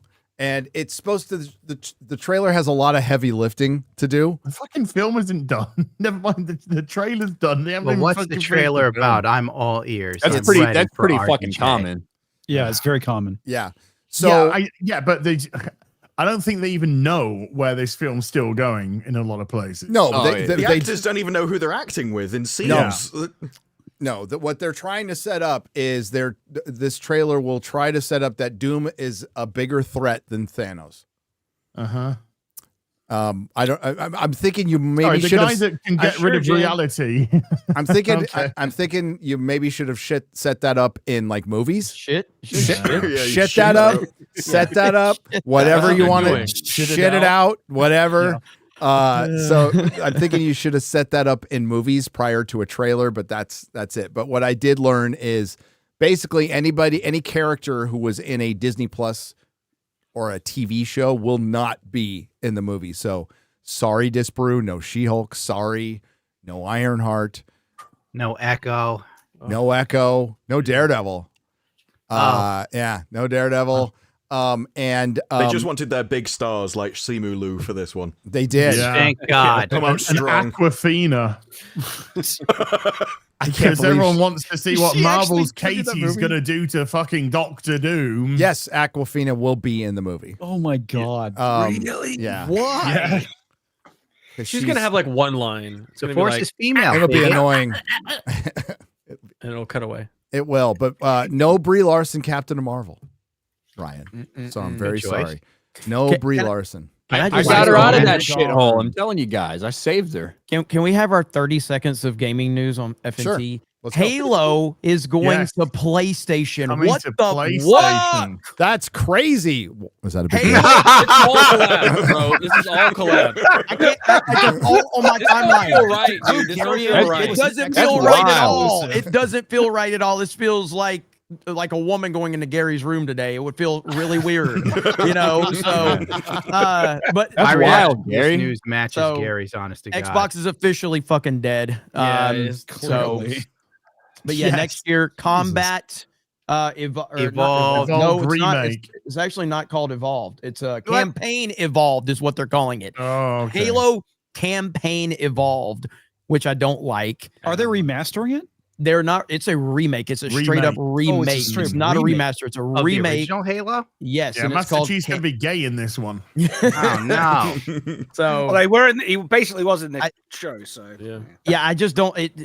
Halo fucking on gay a in the show. PlayStation is weird. That's really so. that's insane, Jeremy. That's That's crazy. terrible. Gary has no idea. It's what you unheard just of. said, by the way. has- It's That's blasphemous. Hey, Gary, that's wild. That's Article on wild. Article on geeksgamers.com. Go check it out. We'll move on before Gary fucking goes crazy about No, gaming. I love Gary's starts- gaming take. Ah, damn it. Ah, shit. I was. They already took off. I was gonna have Steph come in and say hi real quick. As soon as you said that, Jeremy, she took off. She took off. Ah, damn it. Oh well, gay. Basically, Halo coming to PlayStation is the equivalent of Lord of the Rings, Rings of Power. Yeah, no, it's, Okay. it's crazy. Exactly. Yeah, That's One of it the horns really of the is. apocalypse is what it is. Yeah, It's yeah. like Star Wars going to Disney. And they No, it unveiled really the is. scroll. It And it is. said Is it Halo crazy on because Halo's PlayStation. from Microsoft? Yeah. It's Yeah, an so, Xbox. H- It's Halo, Okay. yeah, Halo So basically it's built like- the Xbox. Yeah, it's a Yes. mascot for Xbox. So it's like Master Spider-Man Chief. going to DC. Okay. Yes. When the Xbox Yes. released, Ah. when, the Yes. Xbox, Yes. when the Xbox first released, Gary, it was the flagship title that I remember launched that. Microsoft Yeah. entering Yes. the console war, Mhm. and it was phenomenal. They still own 343 Studios, which are now Halo Studios, or as we parentheses Galo Studios, because it's all It ain't. fucking gay shit now that they do there. So they still own the company that are making the game, and it's coming to Sony. They've thrown in the towel. It's done. So it's over. It's over. And Gary, at Master Chief's peak, and I've made this argument. Some people disagree with me. I don't Was the care. show, Master right? Chief, no, fuck you. Okay. At Halo 3, when Halo 3 was a thing, Master Chief was as big as Mario in the gaming world. He absolutely was. He was fucking massive. He didn't have the mass appeal that Mario had, but in the world of gaming, Master Chief was the symbol of gaming. He defined everything, and they've pissed it away since then. And so now it's he's cucked. Dude, that He's- Halo he's 3 fucked worse than the commercial- TV show. 2008, it's all been downhill, Jeremy. Hey, that's a nice Hey. segue. That's a good song. Ryan's a pro. Somebody's got to put in the fucking work. Mhm. I know. Well, Ryan does a lot of heavy lifting on this show. You know, it's a little bit off my shoulders. Yeah. So Matt Walsh, our favorite pop culture pundit here on Friday Night Tights, Pumpkin. Pumpkin The too. man who said anime is satanic. Tell me more. Yeah. Actually had a pretty an interesting video with some pretty decent takes. Not all of them, but pretty decent takes that he put out about 3 days ago. And the title of the video is "The Exact Moment When Pop Culture Died." How would he know, though? That's a know, 'cause really he good. hates it. I He's was got pretty scriptwriters. surprised about by this video, Gundam. So I don't know if Matt Walsh writes his own stuff, has writers, has researchers, not really sure. But he said this is his theory, and I'll take him at his word. But he says a lot of stuff here that's kind of spot on. So that's the shocking part. It's actually very spot on. Yeah. And as I've said, the fact that he is so spot on and he doesn't mention video games, the year 2007 for video games is arguably the greatest year ever for video games in terms of releases. BioShock, Halo 3, Super Mario Galaxy, Assassin's Creed, like the list goes on and on. Absolutely legendary titles. 2008 had similar, and he doesn't even mention video games, and he's still right. So the fact that he doesn't even mention video games and he's still right just strengthens the time frame. Yep. So let's listen to the beginning. I want to talk about a theory that has been bouncing around in my head for several years now. And it's not just my theory. I'm sure other people have landed on this conclusion too. Who could that be? Who could that be, Matt? Maybe the people that you've been disrespecting the last several years. Yeah, maybe. The anime fans. Okay. Yeah. And can you bump the volume up any? So Chat satanic tasking. weebs. There we go. The theory is that pop culture peaked at a specific and identifiable point in our very recent past and has fallen off a cliff, perhaps irretrievably since then. And I want to discuss when this peak occurred, why it dropped, where this is all leading. I want to make the case that pop culture is now dead because the culture itself, in a very real sense, is dead. And this is not just reflexive, pessimistic doomerism.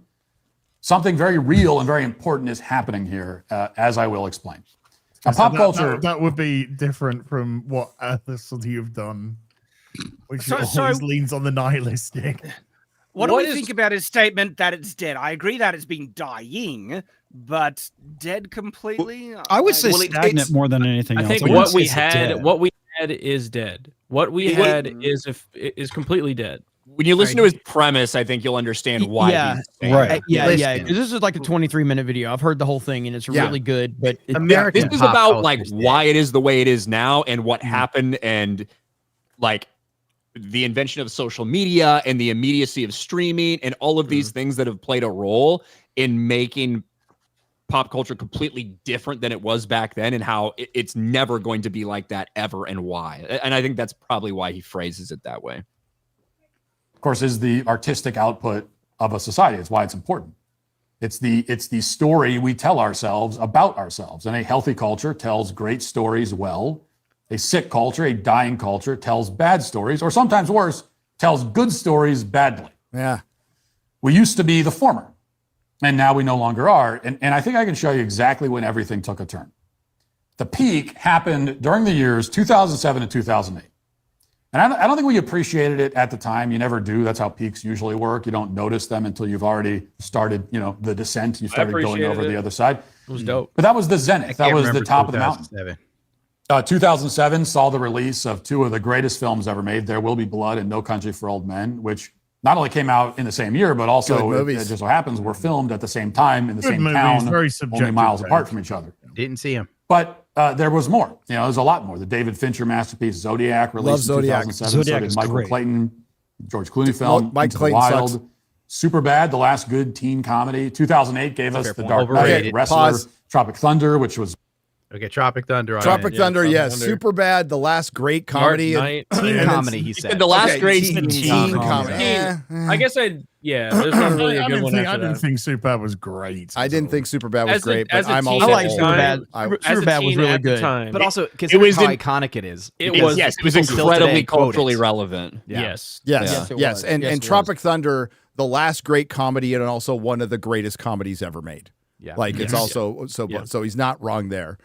Well, But but he also doesn't mention Iron Man. It's like Iron Man comes out in this time too. 2009. Yeah. the best comedy in 2008 was Step Brothers. Hell yeah. When did Tropic Thunder came out in 2007 or 2008? 2009, I think. Yeah. What? No, hang on. Because- Actually, no, it didn't. It came out in 2008. That's right. So Because Tropic Thunder is better than Step Brothers. But Step Brothers, oh dude, I love Step Brothers. Yeah, I and love Tropic Thunder is Brothers. better, I but they're love both Step great. Brothers. I think it's fucking great. love Step It is Brothers, not on man. the same level as Tropic Thunder. It doesn't have the racism, that's for sure, which is key. Well, What do you there, mean? Well, you that's just what won answered me your own over. question there, right there.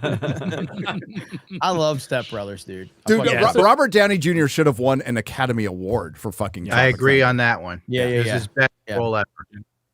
And it was a comedy that was also just, not only was it just fucking funny, but its entire premise was just a mockery of the Hollywood studio system. Yeah.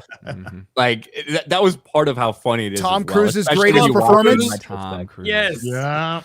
So good. Now, most people that I talked to after the movie didn't even realize it was Tom Cruise. That's how good it was. Yeah.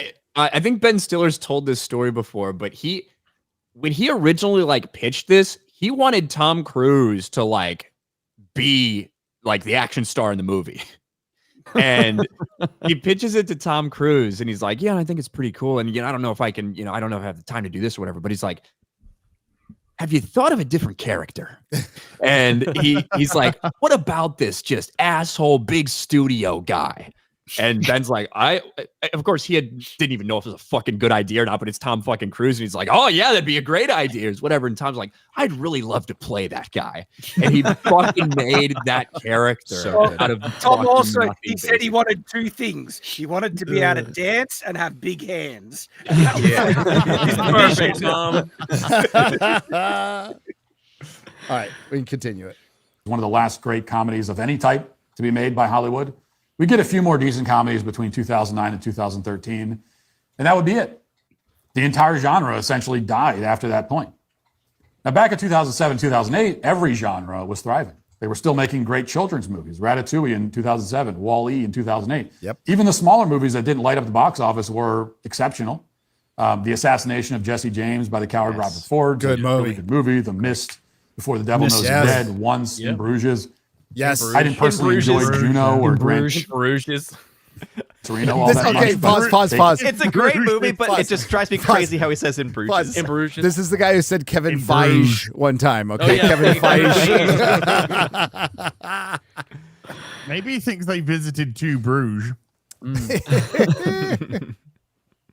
Came out at this time, and they're both better, more daring, more original than the vast majority of the slop Hollywood puts out these days. Gone, Baby Gone.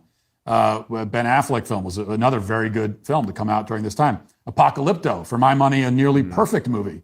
Yep. Almost movie. came out in 2007. It premiered in theaters in December of 2006. So did Children of Men. Oh, so good. In fact, you can make an argument for expanding the peak to include 2006, a 3-year period then, covering 06 through 08.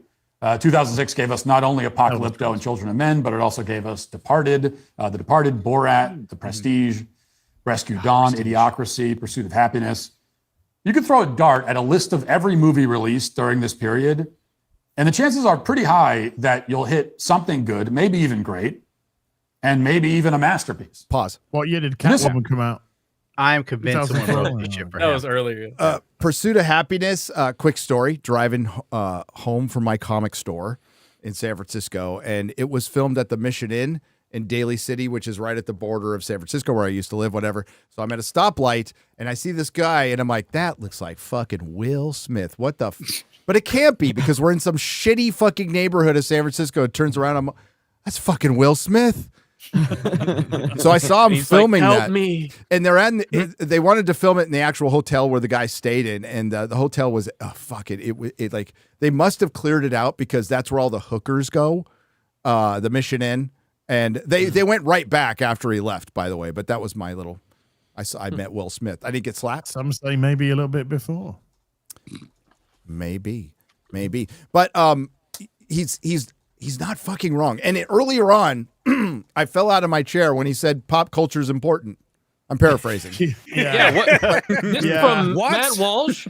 From Matt I thought it Walsh. was all for babies and children, little baby Yes, boys. for the man who's brought you such takes as. So he said pop culture is important because it shows the sign of how culturally strong we are. You know, and when you're telling good stories, when your pop culture is healthy, your culture, it's a sign that your culture is healthy. I think he's and vibrant 100% spot on with that.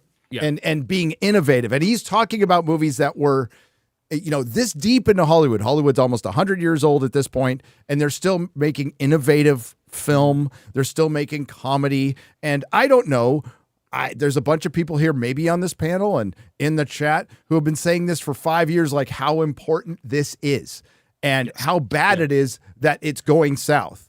I don't know if I agree with him that it's dead. We'll get to that in the summation, but it's really fucking important. So, and you know what? Video games are too, as Jeremy has pointed, and all of you guys have pointed out a lot. And to miss that, I mean, it's a higher form of entertainment. It makes more money. It's a bigger industry, like by orders of magnitude than Hollywood. Not even close. It's not even close. And you can put it up against live sports. Like that's how big gaming is. So, you know, for him to like say this and recognize it now is funny. I'm glad he's saying it. I have no problem it only with this. took 5 years. Yeah. Like I'm being convinced somebody did this, in man. that. Probably. He always would have agreed that culture was important for a nation, as it's how you teach the people that come up, like your values, what you all put together, what morality you're going to have as a nation.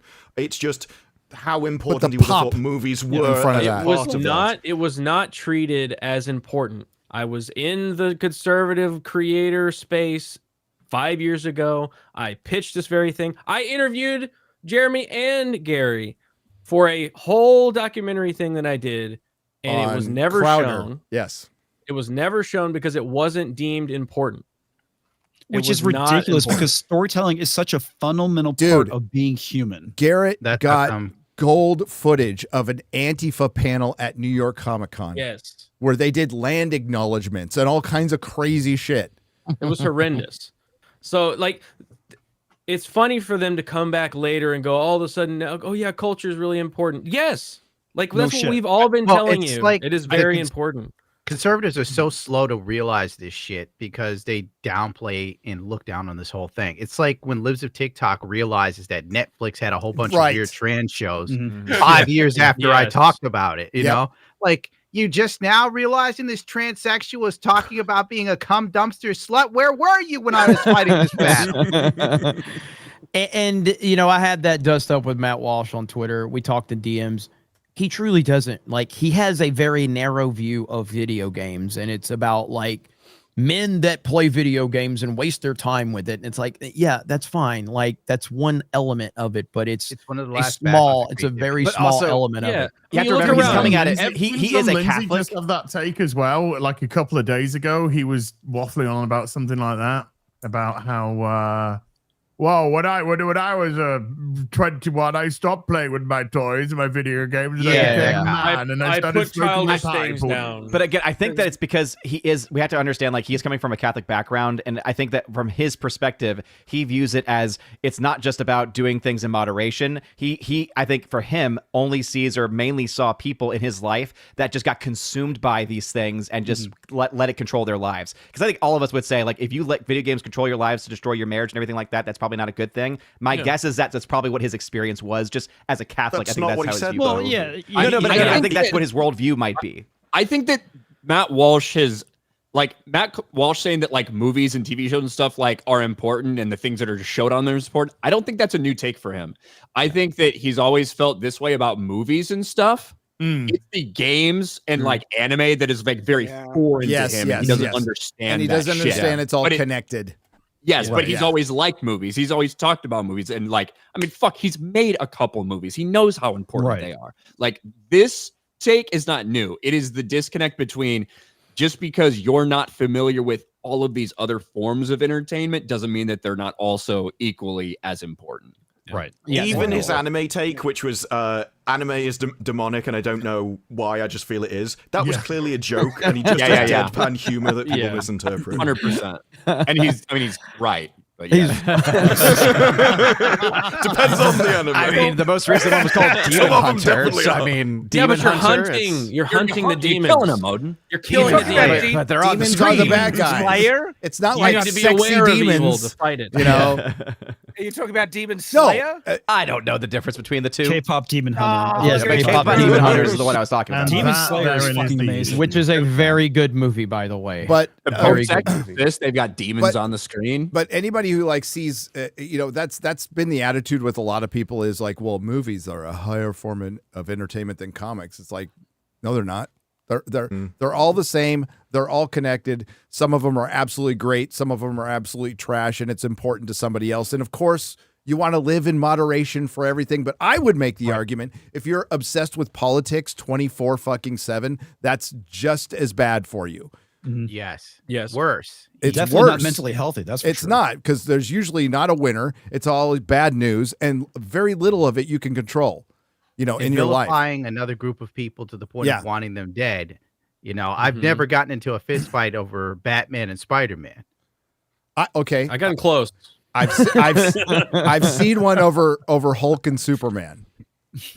No, the age-old Was question. it between Hulk and Superman? No. Okay. It was Is between who would win in a fight. two people who are about the opposite of both the characters.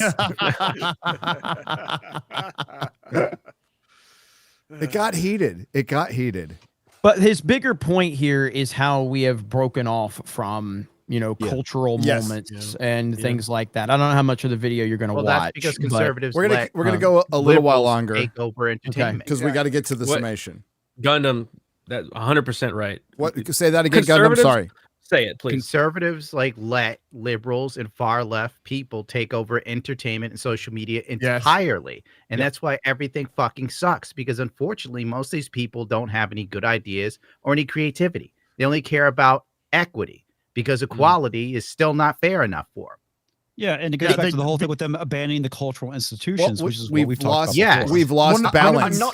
One of the I'm not massive sure- criticisms to Matt Walsh about his anime take was the fact that this is the whole fucking problem with conservatives. You fucking whinge and you fucking moan when it gets fucking woke.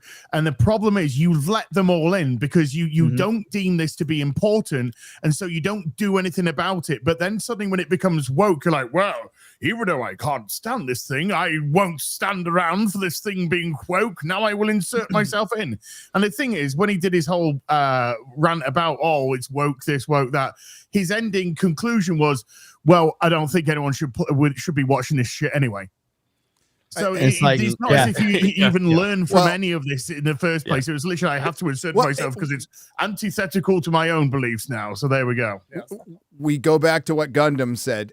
It's not like we seek out obviously children's programming, but you become aware of what's on a platform or what's going on in pop culture. And that is indicative of what's going on in culture overall, right? And that's why the activists have taken over Star Wars, Star Trek, Doctor Who, Lord of the Rings. I'm making a video on Tolkien. It's another statue for them to pull down. It's another cultural landmark for them to destroy because they hate Western civilization. And everything that is anything good that comes from it, they need to tear it down. Because they started capitalism, with education. They all started in education. It all comes from academia. Together as a society. It all comes from academia, and it is Gonna hate poison. what replaces it even It's more. fucking poison fandom. Dude, activists are the least fun people to be around on earth. Nobody wants to hang around with them. They fucking suck. They ruin absolutely everything, and they've ruined talk about fandom. veganism. Yeah, But that's how they took over Hollywood. Like, there are some conservatives that, yes, they're like, they would abandon the institution, they don't care about it. But there would have also been a lot of people in those institutions. The issue is that conservatives value free speech, and the other side doesn't. And so if you're like, I think everyone should speak, and it's like, I don't think you should, well, they win all the time. It's rules for radicals. It's holding people to their own principles, right? And if you don't have any principles, then none can be held to you, and that's a disadvantage in the war of ideas. And what's going to happen next is nobody's going to give a shit, right? When people were coming out and, when Jimmy Kimmel was being canceled, Gab McGinnis made a great video on this. People were like, aren't you being hypocritical? And he goes, yes, and I don't give a fuck. And then he pulled out his penis. Yeah. But Gary, the other thing too is that they're attacking the very things that bind us together as a society, the family, our entertainment, our culture, the very things that keep us. It's easier to destroy united. than create. And they're the fuckers who always, they're the artists. So like, we're always the ones creating. It's like, you're creating shit and you've lost the balance. What Gundam was talking about was when there is liberals and conservatives in art and then everybody in the middle, there's balance. Exactly. It's that simple. Yes. We've lost balance. At the same time, by going and eroding these institutions, it's their way of going and transforming society in Absolutely, the way and they want it to win be. either In their way. own image. They either say they go, okay, you go and fuck up Rings of Power with a bunch of woke shit. You either get your woke shit and it's a hit, or you destroy it. Either way, the activists win. They don't give a fuck. Yes, exactly. Hit play. Holds truer for television shows. Now, if you were to make a list of the 10 greatest TV shows ever made, 5 of those shows that you would likely put on your list were on the air during this time. The Wire, The Sopranos, Breaking Bad, Mad Men, The Office. A lot of people would make an argument for The Shield as one of the great shows of all time. It was also on the air at this time. Lost had its best seasons during these years. Curb Your Enthusiasm was hitting on all cylinders. I had his best season. Lost was Best fucking awesome. Fuck off. That is his best season. It was huge at the time too. And especially what Lost the was point of- amazingly popular to people who had Chuck. no idea they were being shoveled shit. But come on. No, Right, Lost was awesome. That is part of like the point when House he goes on. Dexter. It is about the cultural relevance that all these things had because everybody knew about them. Everybody, like, even if you didn't watch the show, you knew a lot about the show. Yes. And that's kind of what he's talking about, and how our culture's Now, been displaced. He's a younger guy, so his frame of reference, the shows he mentioned were, I mean, I will Younger admit, guy. yes, he's younger than me. Yeah. So his perspective will be different. That's everybody. Yeah. It looks like George Lucas about to fucking film Star Wars. But my point is, I mean, if you want to go all-time great shows and not mention other shows that came out years before that, like The Prisoner, Twilight Zone, even Star Trek. But I know what he's saying, But and he's to Ryan's point, culturally relevant. culturally, and you're right. Lost was the biggest fucking thing around for a while. The biggest, most talked about, water cooler show around for a while. And that's undeniable, and we don't have those anymore. I think even says that you may not before.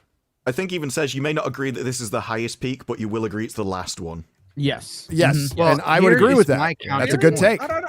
I'm trying to think because there was some pretty big stuff after this. Well, he Game of mentions Thrones.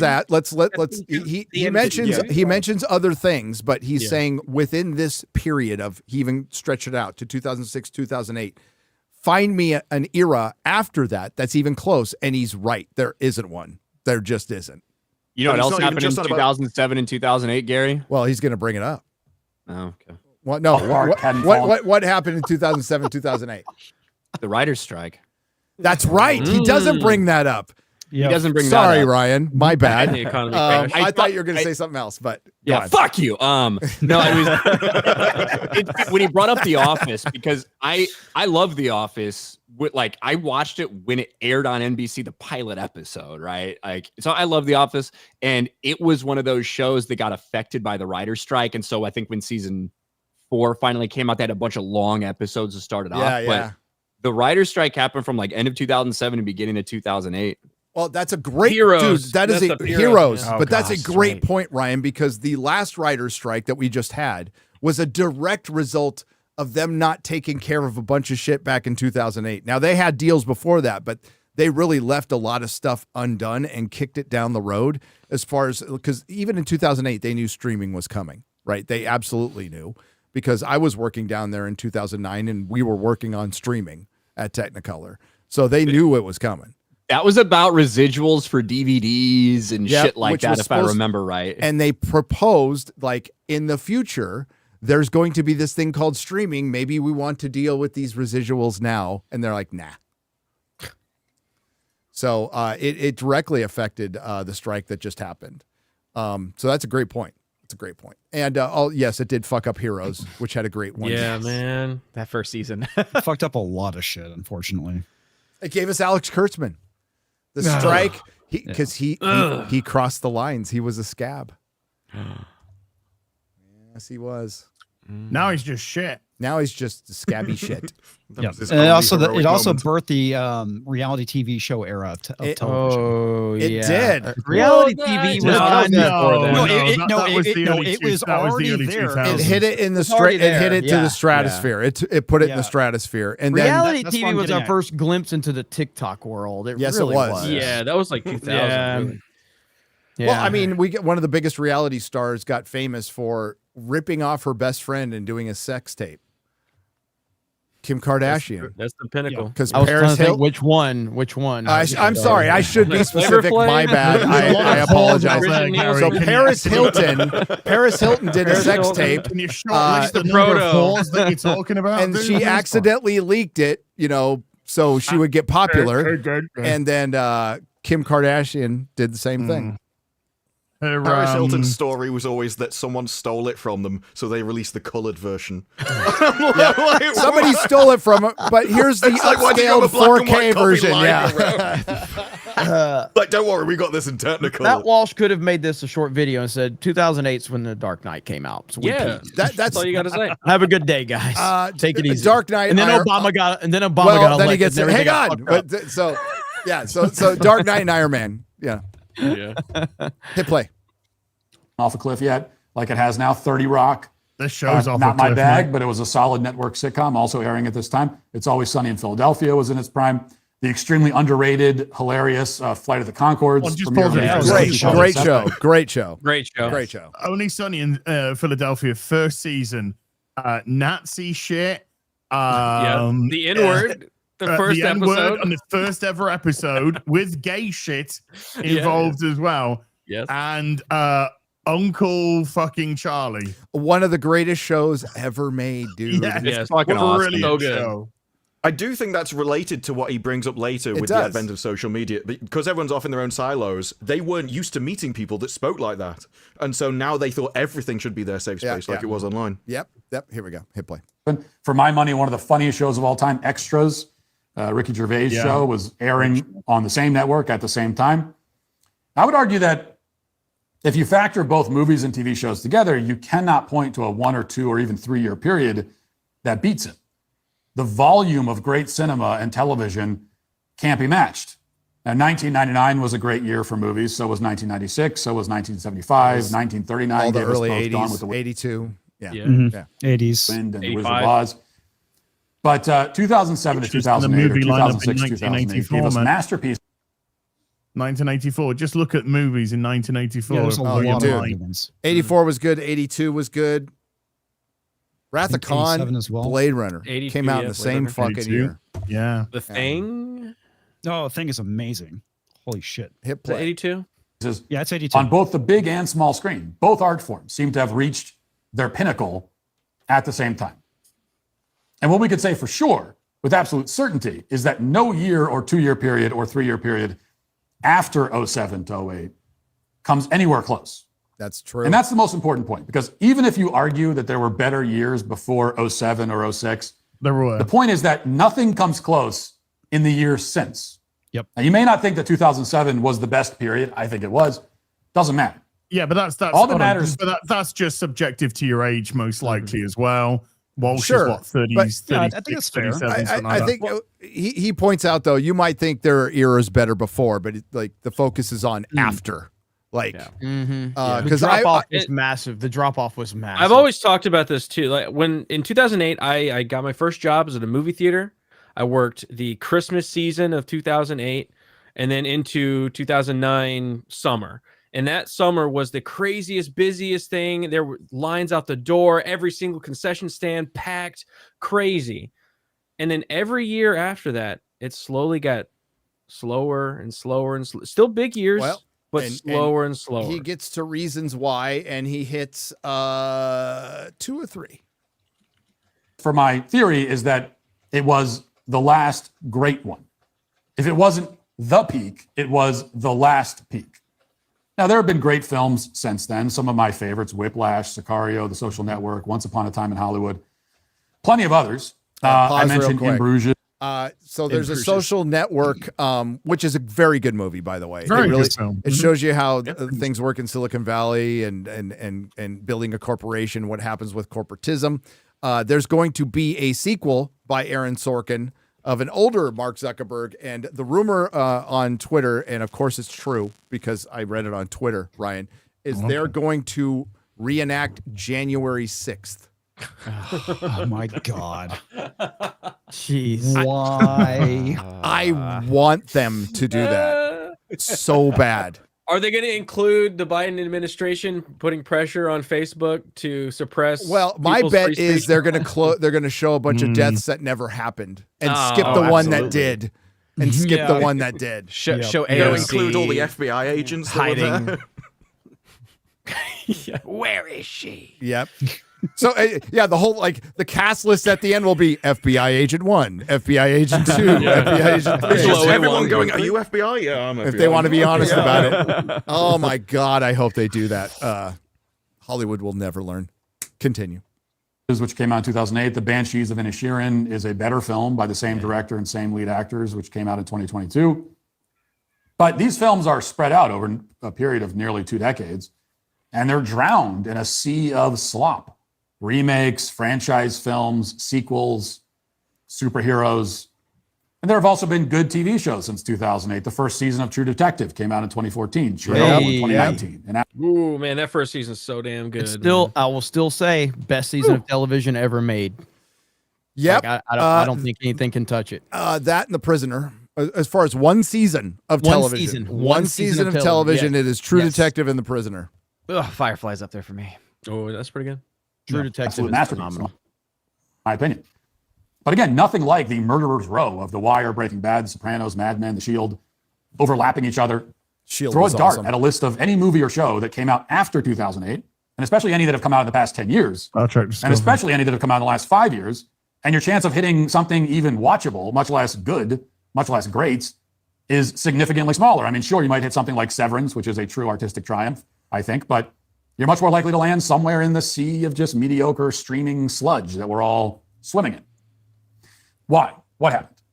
Well, and before he two says other this, things. I want to point out everything he's saying is right. Yes. And he's not even mentioning 2007 for video games. Modern Warfare, the original Modern Warfare in 2007.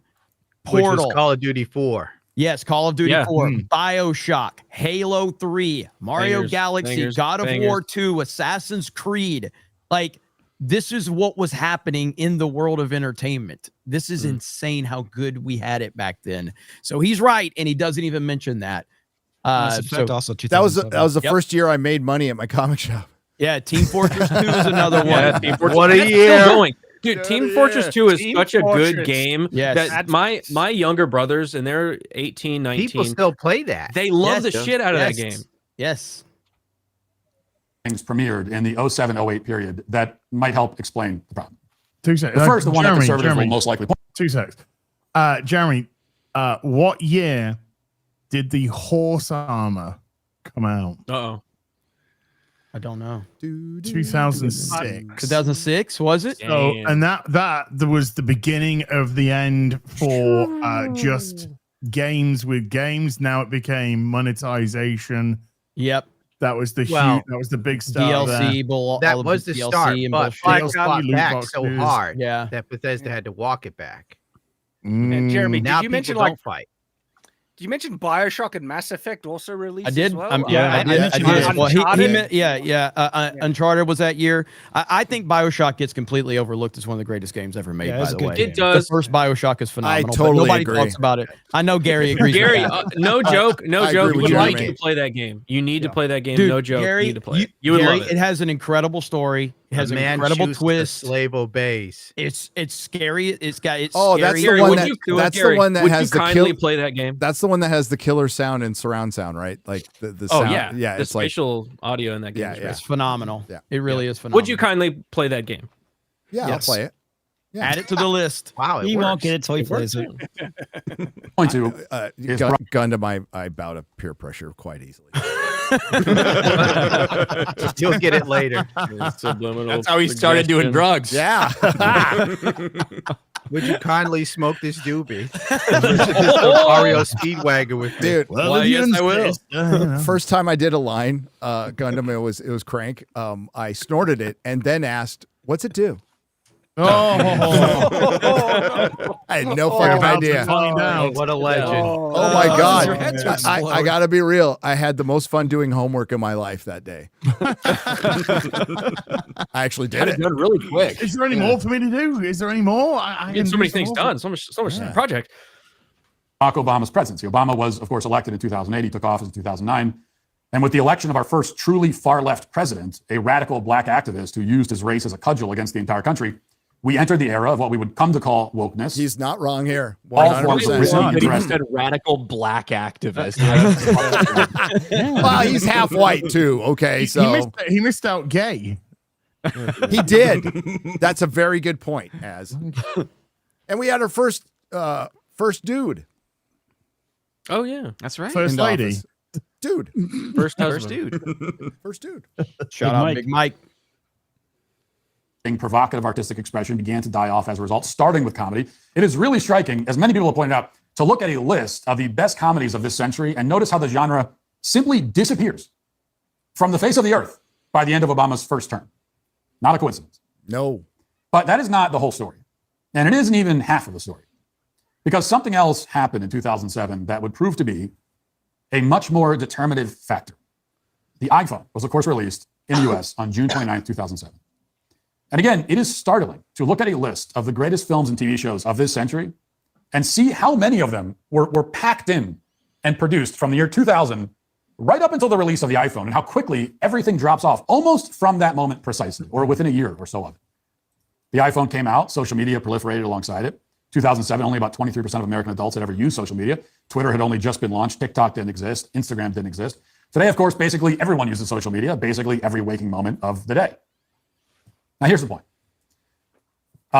As our lives have become increasingly centered around these devices, centered and condensed into these little glowing boxes, we have lost something very important. We no longer have a shared cultural experience, what some have called the monoculture, or what you might just call mainstream culture. The monoculture began its march to extinction in 2007. Today, the march is over. Process is complete. There is no shared culture. The monoculture gave way to the fragmented culture, a culture broken and divided into 300 million little pieces. Yep. A culture driven by algorithm. Mm-hmm. Yep. So you can watch the rest of his video on his channel. You can go over to Matt Walsh, and what he basically goes into is, here, I've got my notes.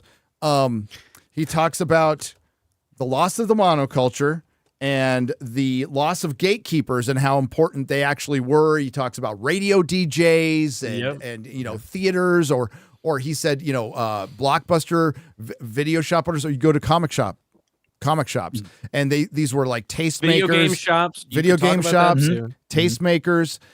He does bring up that the new gatekeeper is the algorithm. He also brings up the fall of music, which happened before this. Chris and I just had a fucking live stream covering most of it. We didn't call 2008 the peak, but we talked about all the contributing factors, including Napster.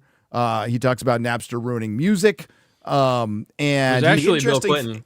The interesting thing about music is because it's mathematical, you can just chart it, and like even the amount of notes and chords and everything that go into music have all narrowed over time so that everything sounds the same. Disparu, there's a great article in The Atlantic that Paul Joseph Watson did a video on from 2015 where it breaks down like when music died. And it was basically, there's a handful of ex-metal European metal guys who figured out basically an algorithm, and they are the producers of Katy Perry, and Lady Gaga, like, and why it all sounds the same as and Waterman in the UK. Well, yeah, they figured out like you can put more than one hook in a song, and if you time it right, and it really just there's an algorithm associated with to popular music that it's like that. Yeah, But when I say Bill Clinton was the reason that music died, I'm legit. In his second term or his first term, he put out a legislation that consolidated the radio broadcasting networks. It deregulated, so one corporation could not own a certain amount of radio stations in a city. He cleared the path, and he created Rush Limbaugh. Overnight, he created his biggest enemy. So instead of all of the tastemakers that you'd have in your local area, all the DJs, they'd have bands come in, they'd have people, maybe payola would happen, but you have that in one area. Maybe one it region. did. He also talks about the death of celebrities. Yes, that's important.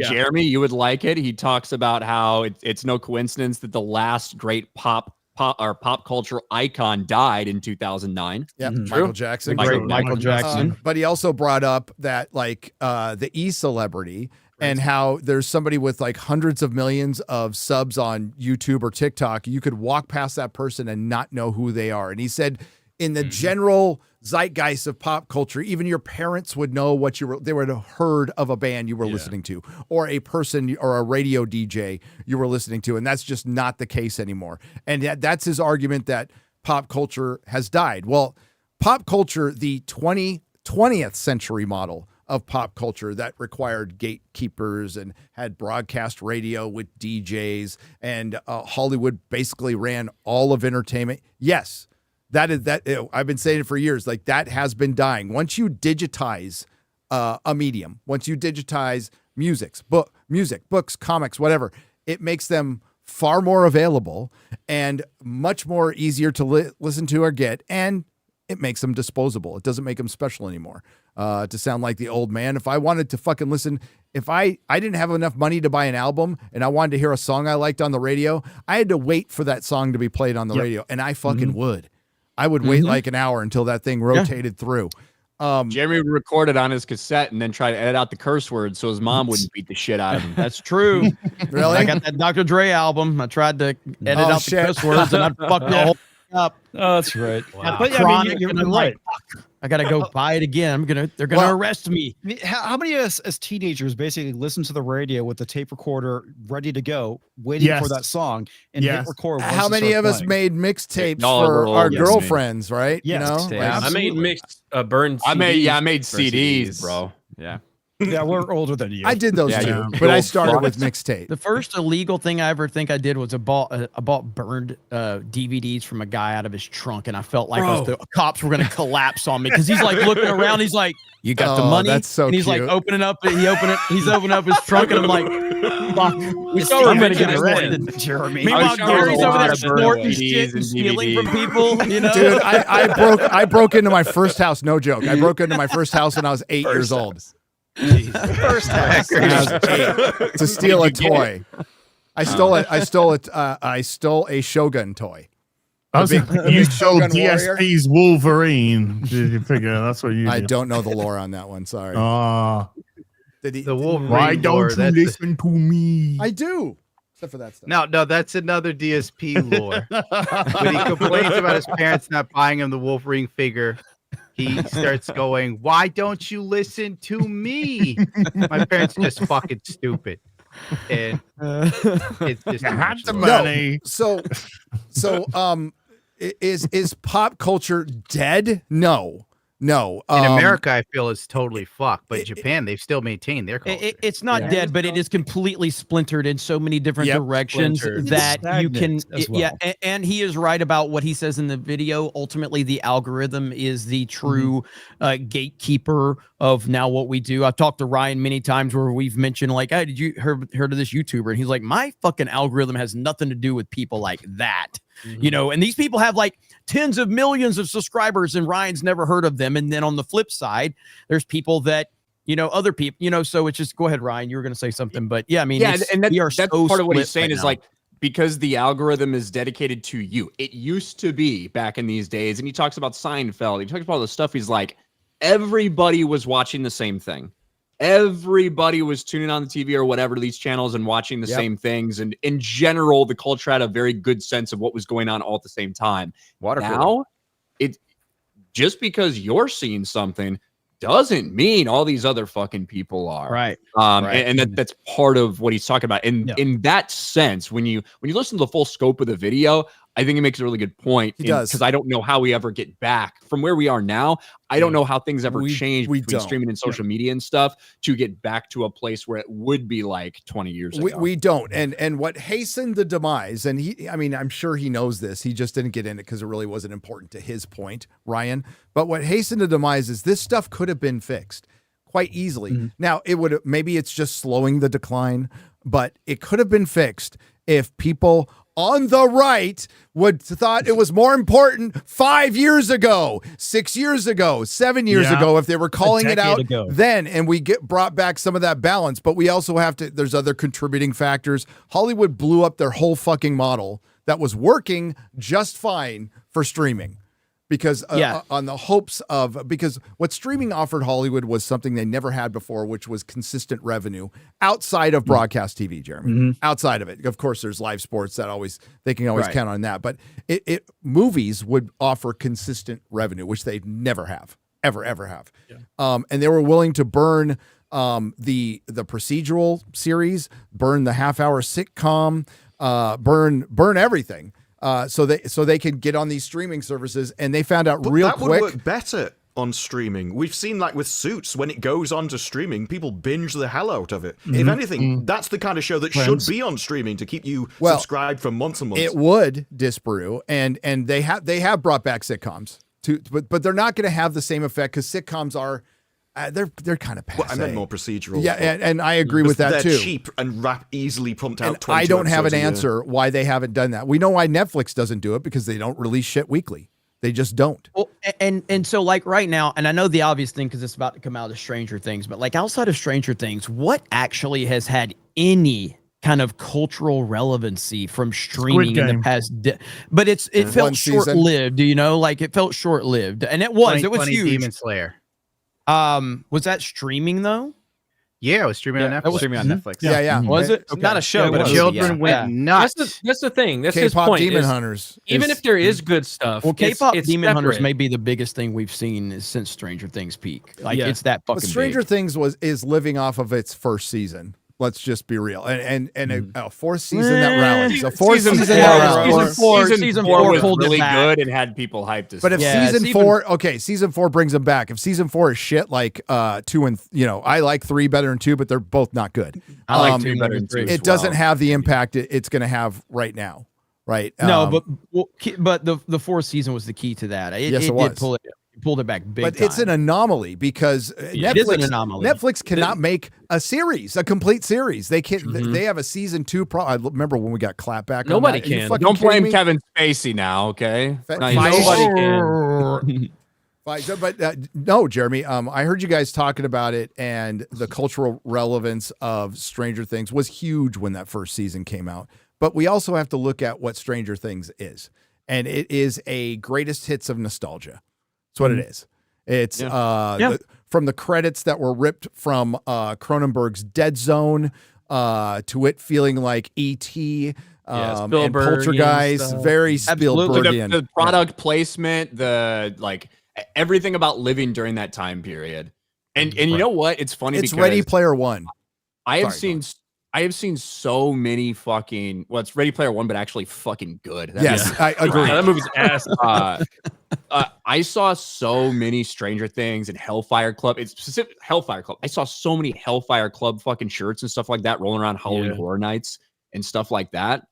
And I mean, that's from the fourth season. You know what I mean? It is. Hellfire Club. It is. So it definitely is. And obviously Halloween, people are going to wear that type of shit. Most people don't know what the Hellfire Club comes from. So.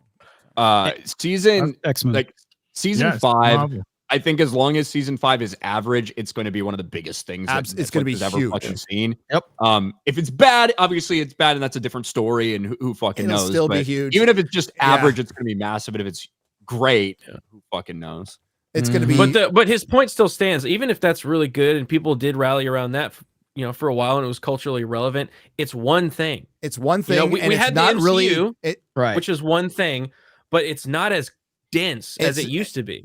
But not like innovative. The MCU is a classic example. So Endgame was a cultural event, but they have ruined the MCU so bad that I feel that we don't look back on Endgame and appreciate how big of a moment that was, regardless of how you felt about the movie as irrelevant. It was a huge That moment. was a fucking massive moment. Yeah. And those are like legendary moments that we remember from the movie and the audience reactions that went viral. And I feel that the MCU's behavior since that moment has hurt the cultural relevance of what Endgame had now. Well, because it's crazy how much we don't think about that anymore because of the MCU.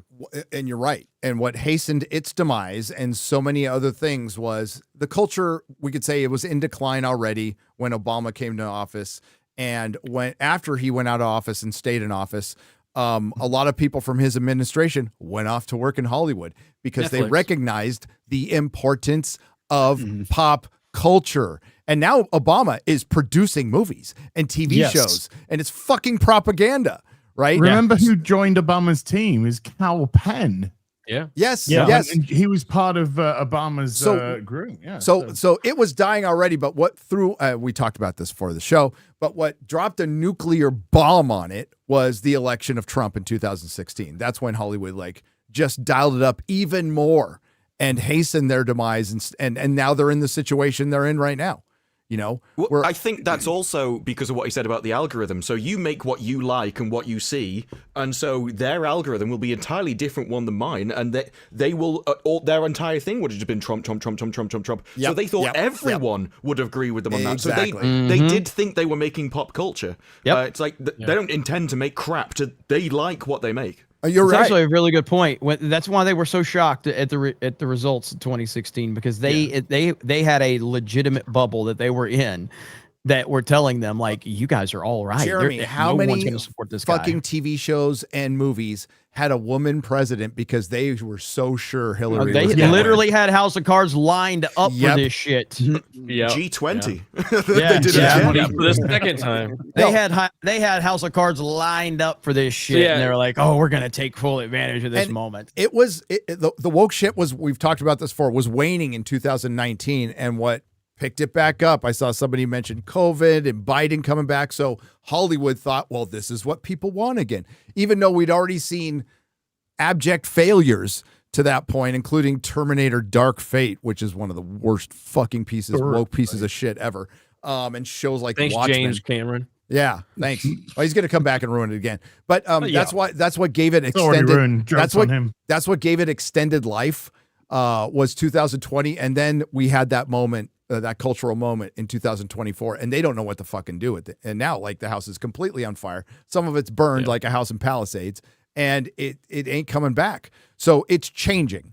It is definitely changing, and it's fragmenting. And as I mentioned in my videos, the audience, half of you, or more than half, that they have attacked have now become the direct competition, right? And there's no way they can compete against us. We just beat them on numbers, on everything. And we could say it's slop and it's lower, but it's also in its infancy. And I think something really great can come out of it. But will there ever be water cooler talk, or will it be like regional? And I think it'll be regional. I think it'll be fragmented. It'll be decentralized. And I don't see that necessarily as a bad thing. I mean, the world hasn't even been able to adapt to the rise of independent creators and YouTube and stuff. And now AI is thrown into the mix as well. And it's going to take another 20 years for them to try and adapt to that on top of it. The world is just in constant flux at the moment. I think that they also lost the generation. They lost kids. I don't think kids... that kids don't care about movies and TV like we care about movies and TV. They don't value it at all because Hollywood didn't value it as they were born and they were growing up, and they never saw a culture that appreciated that kind of community of coming together and let's watch a movie at 12 o'clock at night on a Thursday because we all want to see that movie really bad, so we'll wait in line. Like, none of that happened in their life, so they don't see any of that. They're just on... Well, they got more choice. You see, they've organically got more choice. Anything they want. And so the thing which drew us together, hey guy, let's hit the flicks Friday. Let's go out on the piss on Friday. All that's kind of like alien to them purely because of the options which they have available, because of the internet, because of the technology that we have now. No, that is where AI is going to like make it even worse though, because now that's going to fragment it even further and further. When people like YouTube and more people can make more things. So if you like fishing, you don't just go to the one fisher guy. You go to the guy with the exact personality who's doing the exact thing you want. With AI, that can be individual, and everyone can get custom-made stuff for them. And now no one sees anything anyone else Gundam, does. were you going to say There's something? already like AI girlfriend fucking apps there. No, I was saying like the that. kids Whatever are, you need, it's there. What was that, Gundam? the kids are like they're the streamers now, dude. They don't care about movies. That's exactly. It's that's about it. Kai Shent and I show speed. Yes. In a lot of ways, I think a lot of this kind of began when we got cable and we had more and more options, because the more options we have, the and that's less not bad. cohesive I like culture more we have. options. I agree. More yeah. options is a good thing, but there gets to a point where there's just so many fucking options But that as Jeremy has pointed out correctly in the past, what can solve any problem is making good shit. Yes. Okay, so you can be in an older. If you're making something good that people will be attracted, that will get word of mouth, then it can save your industry. They didn't make enough good stuff. They watered it down. They lost other talent, and now because there's a finite number of talented people in the world, they are not going to Hollywood anymore. They're going to make their own shit. Or you can content without purpose. You can not like the content, and that's fine. But Mr. Beast is dominating. Yes, I mean he's fucking dominating. IShowSpeed is dominating. Kai Cenat is dominating. Like this is who kids are watching. Yep, now but you you can also say that's keep not a in good mind- thing. I have no idea who Kai Cenat. I've never heard of Kai him. Cenat, he's a huge streamer. other Matt, black Twitch streamer. But here's another thing, though. You got to remember that these agencies do bot some of these people. yes, Absolutely. they do. Oh, yeah. Yes, they Justin do. Bieber. Justin Absolutely. Bieber let 100 million people know he was going to stream on Twitch, and he has 10,000 viewers. Yeah, 1000%. I would say I can see where IShowSpeed legitimately is entertaining because of the shit he's doing. Mr. Beast knows the algorithm better than anybody, and it's scary how much he knows how to manipulate the algorithm. The rest of these guys, I would 100% concede them as being view bots and you don't want to I take. want to bring it down from that though. Like Gary was leading into it and saying like, why would you be a writer or a visual effects artist or an animator or whatever it is and go to Hollywood and go through all the hurdles you have to do that when And you join can a just do it union. on. You could do it on YouTube. Yeah, when if I you're watched talented, a documentary on Netflix that was like produced and all this stuff, and it was about one scenario, and it had like the interrogation video from some police thing that happened. I'm like, there's people on YouTube that are making enough money to live and live pretty well. The Perfect Neighbor. Yes, I watched that. It was fucking propaganda, a lot of propaganda. But why would you not? Why would you go through all the process of getting your documentary made and paid for, and all the sponsored things, and getting it into a festival, and then getting through to Netflix when you could just put it on YouTube, make money, and you all that money goes to Here's you. the thing, though, like the chances of making it on YouTube, even if you're good, are so slim because the algorithm is just so wonky. It's worse now than ever before. but it's the chances of making a Hollywood are pretty much fucking nil. Are none. Like zero. Dude, YouTube's gotten so bad. Being successful as a content creator is harder than getting a winning lottery ticket, they say. To be Being fair, consistently being successful at if you're Jennifer Lawrence, being successful in Hollywood was all about sucking Harvey Weinstein's dick, but now you can't really do that. So allegedly, and congratulations on the kid, by the way. They had a beautiful kid apparently, but First now, action hero. Yeah, like it is. People really don't understand how many videos are uploaded to YouTube every day. How many? It's insane. It's insane. Yeah. People have no idea how big this platform is because the algorithm makes them think that it's very small. I don't even have the numbers in front of me, but the amount of videos that are uploaded to YouTube every day is staggering, to the point where a retard like me is in the top 1% of YouTube. Yeah, that is truly it. Like we all are in the top 1% of YouTube, like because YouTube, like almost all videos don't break 100 views, and I think only like the top 500 hours per minute. 500 hours per minute. I think Per Twitch minute. had some figures that if you had more than 3 viewers, you're in something like the top 5% of the platform. Really? More than 3. Yes. Wow. Yes. Damn. Like I read a stat. There's this guy. What's his name? He does like he follows probably most of us, but he does a lot of like statistics on YouTube and everything. And he basically said like I think he said only less than 1% of YouTube videos uploaded hit like 10,000 views. That's insane. Really? Yeah, it's either that or 100,000 views, but less than 1%. But it's one or the other. What's his name? I'll fucking look it up right now. But the number, Black guy, right? yeah. It's I think we're also off. Roberto Blake. He knows all these numbers. He's got all of it broken down. It's throwing it off because there's also a lot of people that aren't trying to actively be YouTubers or make content for people consistently. You know, it's like people uploading videos, shitty ones, whatever, AI shit. But like if you try to make content on YouTube, you're better off doing that. And more, it's better for you than going to Hollywood. Yes, because if you treat it like a job. It could be a hobby. It could be a hobby, and you can train yourself and get good without getting fired. instead of running through all the fucking gatekeepers of Hollywood, including having two bosses, a union and a corporation with the HR department. And then you have to work under somebody. And then you have to deal with Hollywood corporate politics, which is anybody you work with considers you a competition and they want to fucking plunge a knife in your back. And that's just when you could just, I can do this shit at home, or I could edit for a YouTuber and get good, The Hollywood Reporter had an article that was "Are Influencers Too Big for Hollywood?" And the kind of gist of that was that Hollywood relied on people being successful elsewhere and always wanting to transition over. So they could already pick already successful people to come in and do the work rather than just take chances on people. Whereas now with YouTube and stuff, it's not even on their list of things to hope for, kind of thing. No. All right, we gotta let Gundam go. He's got to get some sleepy time. I haven't slept in a day. So why not make it 2? Yeah, that's the drums, Gundam. Please tell the fine folks where to find you, and thanks for coming on, brother. Check out his streams, by the way; they're fucking hilarious. Go on. And his My videos. streams are absolutely unhinged. We love And, you, Papa Gundam. Thank Yes, we you do. so much. We laughed a lot. We learned a lot. We loved a lot today. We learned that. You wanted to love a black man in Japan, mate. Well, I wanted to be a black man in Japan named Yasuke, but you're telling me that my dreams have now been dashed. So They're what am I dashed. even here for anymore now that I can't pursue my happiness? To hell with it. Good night, everybody. Good night, Oh. Gundam. We love him. We're gonna speed run these last 2 topics here. So The last 2 things I've said was, he's that other black streamer. And then I said to Jeremy, you mean the black guy? Yeah, I said, I got a little checked out of this whole fucking AI thing.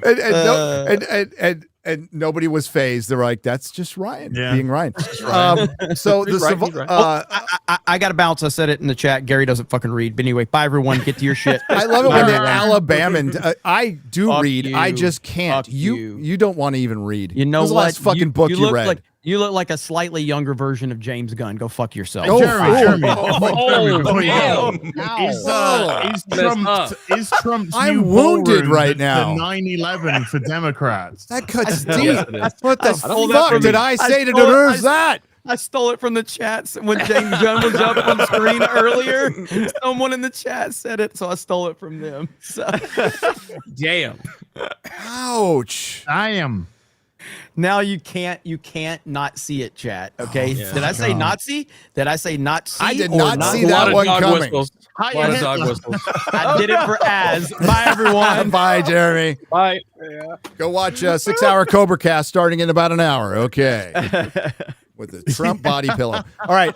A show that I know as Disparu and myself in particular, because we were going to review every single fucking episode of this, and we will when it comes out. Savant. Savant. We're concerned about it, and so is the media. Jessica They've been Chastain's. tracking this more than I have. Yeah. Is Jessica Chastain's The Savant ever going to premiere? Good question. The series was pulled from Apple TV's schedule 1 month ago. Things have gotten weirder since then. Oh, really? Really? Weird. Really? Get out of I here. hate that fucking thing. Something strange is Jessica going on with Chastain, Jessica mate. Chastain's vagina. I'm sorry, streaming series, The Savant. Exactly 1 month ago today, The Savant was officially pulled from Apple TV schedule, and we all know this. It was pulled because of the assassination of Charlie Kirk, and it might have been problematic that all the fucking bad guys are all going to be Christian white nationalists.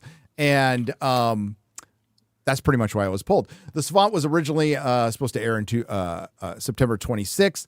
And now what they've noticed, because as Disparu pointed out, they're checking every day on Apple TV, Disparu. And They're looking at the words of when it's coming next and tracking them. It's bizarre. So it's gone from coming soon to at a later date to simply 2025 to back to at a later date. Oh my god. Also, how pretentious do you have to be to use the word vacillated? Just to, they're changing words. Dude, I vacillate before I have a wang. That's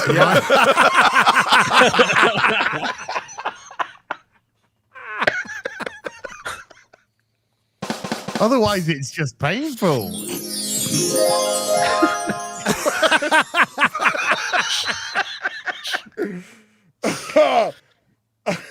It's funny because it's true. That's how they would have been watching the show. For everybody here except for Odin, who never masturbates. No. Hang on.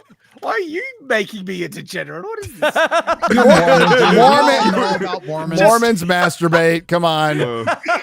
You masturbate to the golden plates. Garrett, we have more kids. We have more kids than nearly any other religion on earth. What are you talking about? Yeah, what are you going to do for the 9 months? Hold on. So you got to impregnate your wife once a fucking year. You mean you don't masturbate? Yeah. Like, There's what a are you whole gonna do? other The idea that there's not a single Mormon out there that gets a little twitch finger every once in a while. I just got to get it done. No, wife's out of town. You're out of town.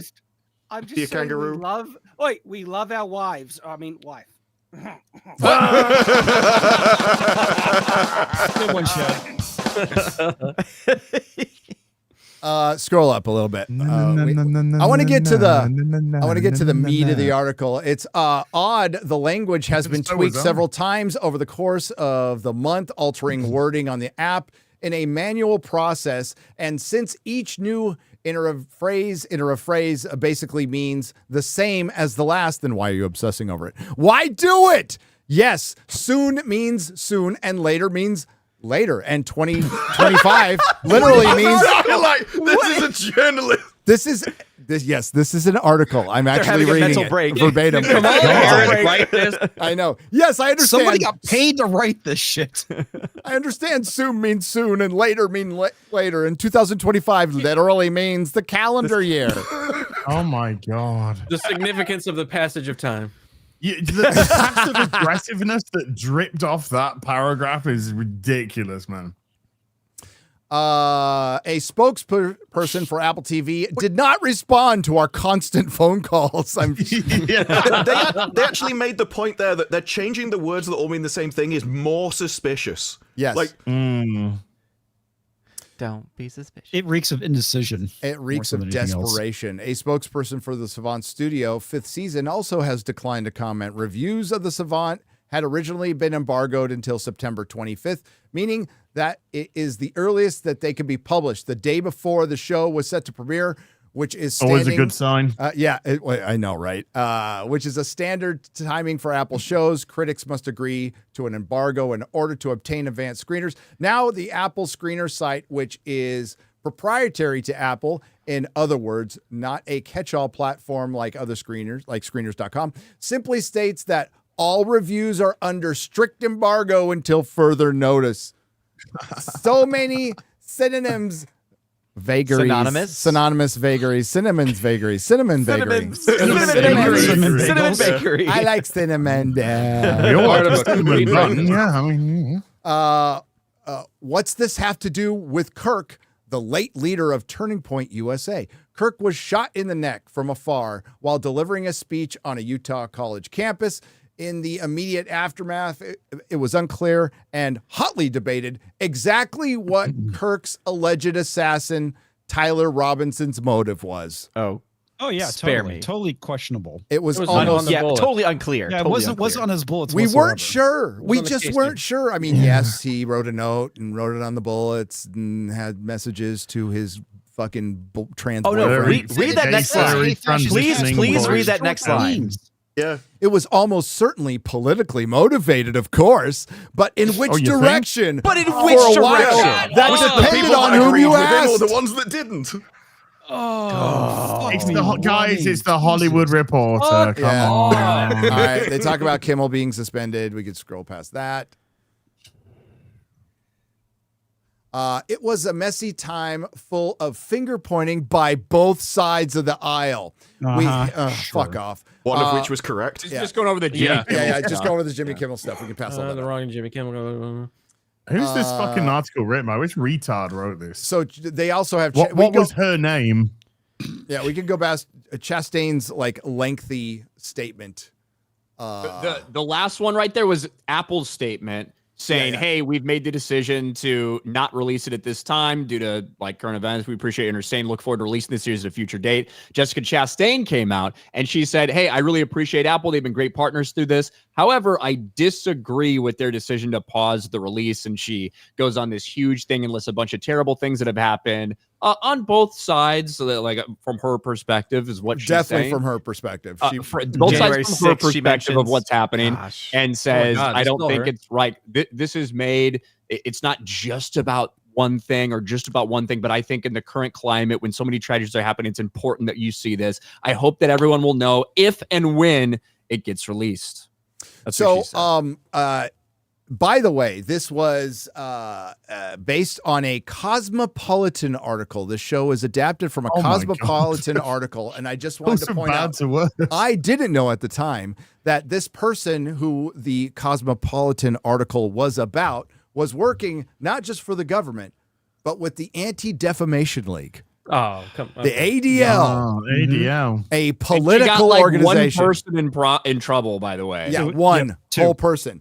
Sorry, So- two. My bad. Yeah, Better make a movie about her. and they made sure to point out that meanwhile, 8 days after Apple postponed the Savant, FBI Director Kash Patel shuttered the very real, though secretive, program, a partnership with the Anti-Defamation League on which the series and the Cosmopolitan story are based. James Comey wrote love letters to the ADL and embedded FBI agents within them, a group that ran disgraceful ops spying on Americans, Patel wrote on X. That era is over. The FBI won't partner with political fronts masquerading as watchdogs. Based. Okay, Yes. good. He's right. He's right. And he's right. Now show us the Epstein list. Yes. Yes. Please. Ahead of the story being published on THR, requested an update from Chastain's direct spokesperson. We did not immediately receive a response. Now go down to the part where it talks about white people. That's her right there. She's what's going to Do you happen? think they if might I be move trying it to release erase it online? Do you think they might be trying to edit this thing? No, that's her face when she comes across a D-Day Cobra stream. She's I think They're they're everywhere. I honestly think they're just waiting. I really think they're just waiting. They are waiting, and it will come out, and thank God, because I want to review it. So what are the relevant parallels between the streaming series and the real-life tragedies and one near tragedy named by Chastain? Though we still have to abide by the no spoilers agreement tied to the embargo, there is some light we can shed. The Savant stars Chastain as an undercover investigator who infiltrates online hate groups and takes them down from the inside. More specifically, the whole fact that Chastain is doing this is like fucking. She is. The only there are hate groups. She is insufferable, dude. The only online hate groups are, white Christian men, right? I mean, why doesn't she go to Reddit and see all the crazy leftists calling for conservatives to be murdered? Or Blue right? Sky. No, the trailer The trailer shows an answer for that, though, because the way she infiltrates in the show is to go and shag him. So she'd rather shag Master Chief than a Redditor, basically. The irony is, in fairness, that's probably the smartest decision she made in the whole of the trailer. the But irony if I have is, to get my end away to save the world, that's a price I'm willing to pay, as long as he's got a six-pack. Yeah. the irony is in all of the whatever group she would go to, if the real life Jessica Chastain just fucking pulled her tits out or whatever, she would immediately infiltrate those places. It would be easy as fuck. 100%. More specifically, Chastain's character embeds herself into a dude. No, embeds herself on the dark web message boards, spreading white supremacy rhetoric. She participates in the conversation with a purpose to identify and stop these men before they carry out heinous hate crimes. Why is it got to be the dark web? Yeah. Well, she's got a black And husband. an Instagram post. The series does not parallel Kirk's murder beyond its general plot line of identifying politically motivated attacks on specific targets. So he's given the broad strokes. He's given the broad strokes of the show. It doesn't match Kirk's thing, apart from the plot. Other than that, It could. Other than that, it's fine. It could, however, be considered polarizing. This is a hot button. This is hot button subject matter, no doubt. Presented in a way that could reinforce the left's worst beliefs about the right and make the right think that the left sees them all as awful. Racist woods dwellers, Peckerwoods? Woods dwellers? Woods dwellers? The fuck is that? There's racists in the woods. The woods. I think we're like Woods. mountain They're dwellers or dwelling. something? We're getting into knife ear territory here. Yeah. They took her jobs. And that's exactly what they believe. Almost, Yeah. What, so almost every white male in the series is a terrible person griping about and or militantly plotting against blacks, women's, Jews, and or immigrants. And that's irrelevant. Okay. well, they're just gonna, you know what? Hollywood's just gonna edit out the Jews part. That's all they're gonna do. Immigrants, and at the risk of sounding like a sympathizer for the antagonists, they are all pretty cartoonishly bad guys. well, welcome to the alt-right pipeline. Shocking. Oh wow! I really wish this had come out. This is everything I hoped it would have been. Yep. Oh God. In the wake of the Kirk assassination, Apple likely just didn't want to fan the existing flames of an especially tough moment. Good intention, sure, but when is angry bipartisanship not part of the American culture? Not in 2025. Blah blah blah. So release Savant. Okay, we don't need it. Release the damn show. For good intentions, my ass. By the way, that's no. What? Yeah, it was save our ass. It'd be 2026 sometime. That show is going to be more arousing for the blue-haired weirdo women than Morning Glory Milking Farm. It's don't have to for sure. Right? Oh boy. All right. The rest of the panel can go pee or get something to drink because Shad and I are going to briefly discuss Frankenstein. Guillermo del Toro's Frankenstein. I got to drop, dude. Okay. I got to drop now.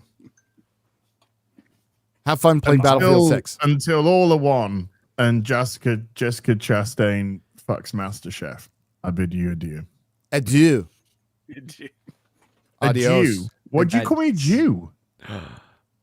What is with you tonight, man? Yeah, man. What's wrong with being a Jew? Yeah. What's wrong with being a Jew? Nothing. I just called you a Jew. You're No, the I'm not one going who to go seems to have an at you, issue but I with will it. in a minute. I'm going to go in. Adios, sayonara. Go. Ryan, again. This is 3 weeks now, Ryan. I'll learn some more fucking words in different languages. Because we're at 3 hours and we haven't read a single damn super chat yet. Get the fuck out. And why do you think I'm getting the fuck out of here? Goodbye. All right. Spoiler-free review of Guillermo del Toro's Frankenstein, which I saw last night. When did you see it, Shad? Not last night, but the night before. I'm a day ahead, and it came out on the regular time at my cinemas. Not many showings, not many people there, which is a bit of a shame because it's actually a good film. It's weird that it's a very limited wide release here in San Antonio. You can see it through the weekend for sure. I think Comics is going to see it later. Well, give me your overall thoughts. So phenomenally acted, like flawless, and the cast is incredible. The sets and production value looks absolutely amazing, right?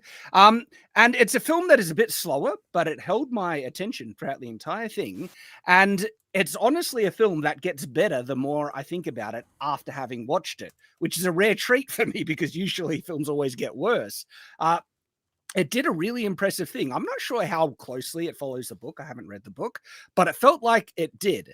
And the fact that it pulled off something like it presents a protagonist, and then there's a shift where it's not really a spoiler. The book is over 100 years old, right? Where a protagonist becomes an antagonist and you're given a new protagonist halfway through the film and you're fully invested. It doesn't throw you at all. Mm-hmm.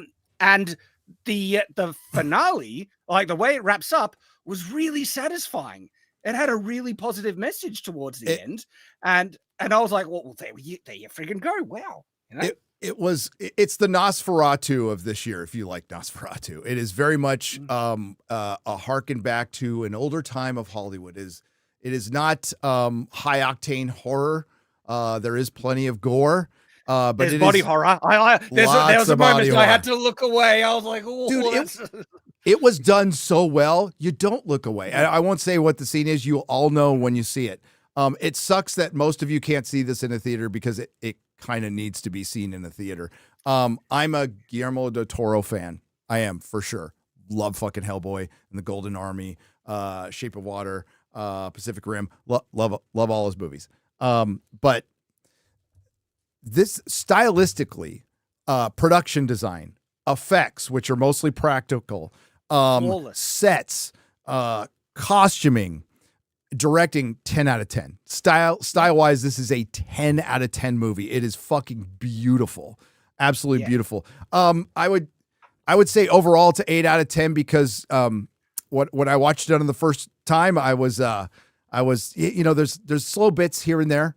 But it keeps the tone of the book, but it's basically a Victorian age that's an alternate reality told through the eyes of Guillermo del Toro completely and with unlimited resources. Like absolutely. How much? That's what I the want. budget on this? They Because must it have looks spent so good. so much on this because it looks fucking great. Flawless. As Like, Mrs. crazy. Nerdrotic pointed out, one difference, hot Frankenstein. So there's hot Frankenstein in that, according to Mrs. Nerdrotic, who loved it. But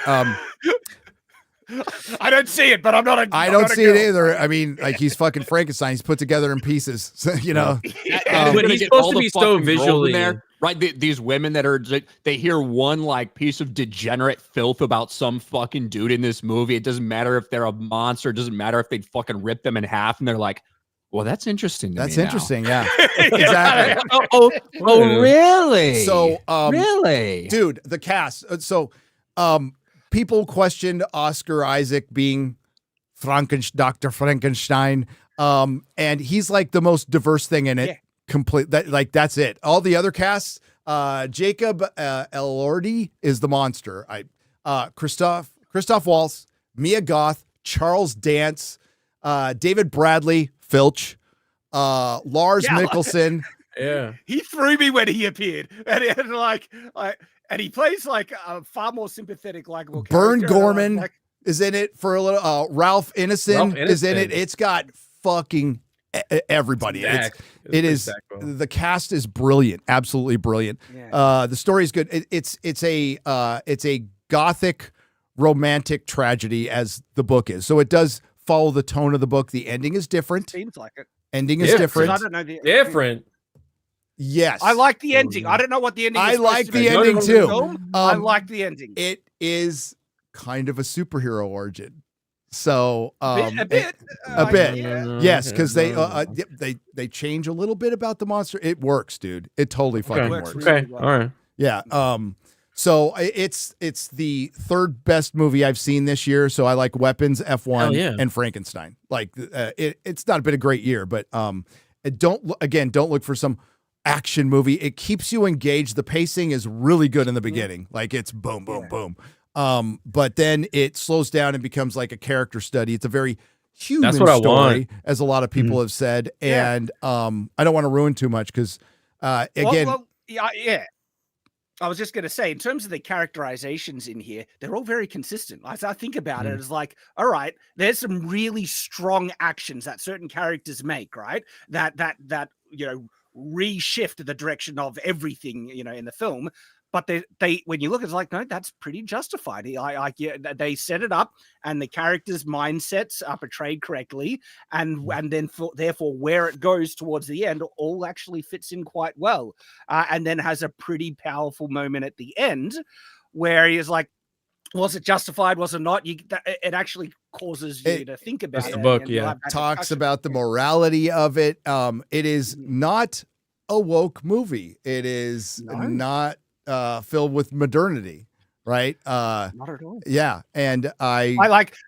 We have a female character that plays a very feminine role, and it makes sense that she's being kind of sympathetic, and also the way that they set her up, the way she looks at she looks at God and creation and stuff, also kind of has a consistent through line, and she plays a very important role, and she's not a girl boss. She has strong moments, but she knows her place. She knows her place. Yeah. She knows her place. So not woke, and again, it's it's a slower, more methodical piece, but it keeps you engaged. And the castle, dude, looks amazing. Well, Dude. they base it off of the Wallace Memorial in Scotland, and it's a gorgeous building, and so they basically took that and put it on, foundation for his laboratory, and it looks great. Dude, Gothic horror is back, man, and I can't be happier. think that's dude. great. Like hell yeah, we had Nosferatu last year, like you said, Frankenstein. Wolfman's coming out next year. Werewolf by Robert Eggers. He's also doing A Christmas Carol. Yes, which I'm fucking down for. There's two versions of A Christmas Carol coming out. There's one with Ty White or whatever Johnny his name is, Depp. and Johnny Depp. Yeah, Johnny Depp. And Eggers is going to have Willem Dafoe. Nice. Oh god, this is gonna be so good. So it's He's my favorite director right now. I was really looking forward to this movie this year, and it didn't disappoint. When I was done watching it, though, I was like, that was really fucking good. I'm not sure if I'm gonna watch it again. Gave it an 8 out of 10. Woke up this morning going, I want to watch it again. Like, it gets better as you think about it, and I'll probably enjoy it more on a second viewing as I thought about it, and I'm satisfied with the way the characters go, and I think I'll be able to absorb it more. I don't know why I was expecting this, because it's Frankenstein, I guess. I was expecting the "it's alive" moment, but it's not corny like that. I could actually has, I reckon, a better way that they executed that. And Nosferatu's a story about what happens when you don't pleasure your wife. Yeah. You get so horny, they go out and get a fucking demon. Yep. There you go. Got to take care of business at home. You know what I'm saying? Odin knows. Odin protects those. He doesn't let demons in his home. I don't. You're right. I definitely don't. I because there's so few showings, this film I don't think is going to be making any money. No, it didn't even show up on any of the top lists for weekend projections. It was just so it could get Academy Award nominations, and I think Guillermo del Toro forced them to do it. So if you have a screening in your area and you have time, highly recommend you go see that over anything else. Full release in 2 weeks on Netflix. Let me also say, right? 60 miles away. Ugh. Yeah, same. I can go see it. Atlanta was the closest city. I'm not a fan of horror. I do not like horror, and I hate body horror, gore and stuff like that. But that didn't throw me. I don't really even consider this really that horror kind of thing. They made it artsy. It's more of a character study that keeps you engaged in their arcs and everything. And the body horror stuff, there's some moments where I had to look away, but they're few and far between. It was pretty good. Speaking of body horror, they do not shy away. They just show you what's going on. Speaking of body horror, The Substance has been the #1 movie on HBO Max ahead of Superman. It's been beating Superman. So many good things it's been the #1 for days and days. It was the #1 movie on there ahead of Superman. I don't know if it is today or not. But that's a body horror movie. It's a really good movie. Demi Moore was fucking robbed, dude. It's fucking interesting, and I absolutely a testament to what modern day women are doing to their bodies. Yep. Which is ironic because look at Demi Moore. What has she done? I don't know, but there's a lot of fucking reality to these women that will do anything to sustain this and anything to be thought of as a couple years younger and whatever. It's wild, especially when this is the one thing I don't like. For the most part, I think most people that judge them that much for to be someone who's 38 years old and look like you're 38 years old, I think most of the judgment for that from normal people comes from other women. Yeah, as opposed to men, in my experience, and gay dudes, 100%. Who gives a fuck about them? Wow. Jeremy does. Yeah, he's not here. We can talk shit about him. All right, we're so thanks, Shad, for being the other person to. All the other guys tried, by the way, and they could. There was no way to watch it. When I learned I'd have to drive to Tampa, it's I just couldn't. Yeah. I had tickets, but I got to work on a video. But I'm surprised it was near me because usually I'm the one who's left out. Oh, dude, San Antonio's always left out. They usually do the shit in Austin or in Dallas. So I was pretty happy. So if you're in the San Antonio area, by the way, if you're in the San Antonio area, come by to SpaceCon tomorrow. I'll be at the Rippaverse table at noon. Come and say hi. My nerdy home will be there too. Nice. Yeah. Yeah, she's taking Garrett's ticket. I don't think they know that yet, but now they do. Well, now they do. Now they do. So I'll be shopping, and I'll also be at doing this and finishing a video. Be a busy day tomorrow. Be a busy day, but yeah, please come by and say hi if you're at SpaceCon. Gnarly weather. We're getting gnarly weather tonight, like really gnarly weather. Yes, we are. Yeah. Oh goodness. I got to bring the car in. Yeah. We're gonna get hail on gonna my get car. that. We even have tornado warnings here. Like we never Whoa. get them. So Yeah, I had a flood warning Get on last night, occasion. so it's a good time. all right, so we'll get to soups. Everybody doing okay? Everybody all right? Health check on everybody. Okay, Doing great. Good. I show got a today. snack while you guys are talking Frankenstein, so I'm good. Cool. Energized, ready to go. Seriously, with Frankenstein, if you can go see it in a theater, go. It's like It's worth it. it's not. I don't think watching it even on my home theater will do it justice. Seeing it, and you know what I saw was it was a good copy, right? It was a good scan. It looked great. The sound was great. Music was brilliant. So well done, Guillermo del Toro. I was looking forward to this movie, and he didn't disappoint. So this is from last week during the whole Griftathon thing towards the end. Quelndar, after the show, dropped $500 on Streamlabs side. On the Streamlabs side. YouTube ain't getting none of that. Ain't getting none of that, YouTube. They're 30%. Well, I mean, Liz, we could be on Twitch. Yes, Well, they get this is 50. Zapping dogs A lot and of stuff. money. Wow. 50%. That is a lot of money. Thank you, Quelndar. Roland the Wretched. 4 parts for $100. What's up, Roland? Gary, do me a solid and use your powers of persuasion to get my YouTube channel to 100 subs. Okay. Is it called Roland the Wretched? Yes, it is. It is. So if There we we could go. drop a link in. By the way, Sean from Think Before You Sleep hit 1 million. I just want to say that. Thank you. Thank you for helping my pool boy get to 1 million subs. So That's an appropriate name for you, Gary. Think before you sleep. Think Before It's a good channel. You should go check it out. It's a really good channel. Roland the Wretched, get him to 100 subs, and he promises to never wax his balls again. Okay. Spell out my name, since I doubt people will know the spelling. It's ROHLIN, the Wretched. So it's Roland, like Hiram. You owe me. Yeah. I had to apologize to Terry last week for your mutilation of the Queen's English during my chat. The emus have cemented their alliance with Trump, and now they're beginning their bloodless coup. It says Q. Now I know he's Their full of it, bloodless never Q. ally with Trump. X-ray girl. It's a coup. They're coup. It's a coup of Australia. Unlike Shad, who wants to commit genocide on the emus. Fucking Yes, I do. Shad. The bloodless because queue, where they all just stood in line politely. Yes. Trump humiliates the Kevin Rudd. Trump humiliates the Kevin Rudd to the.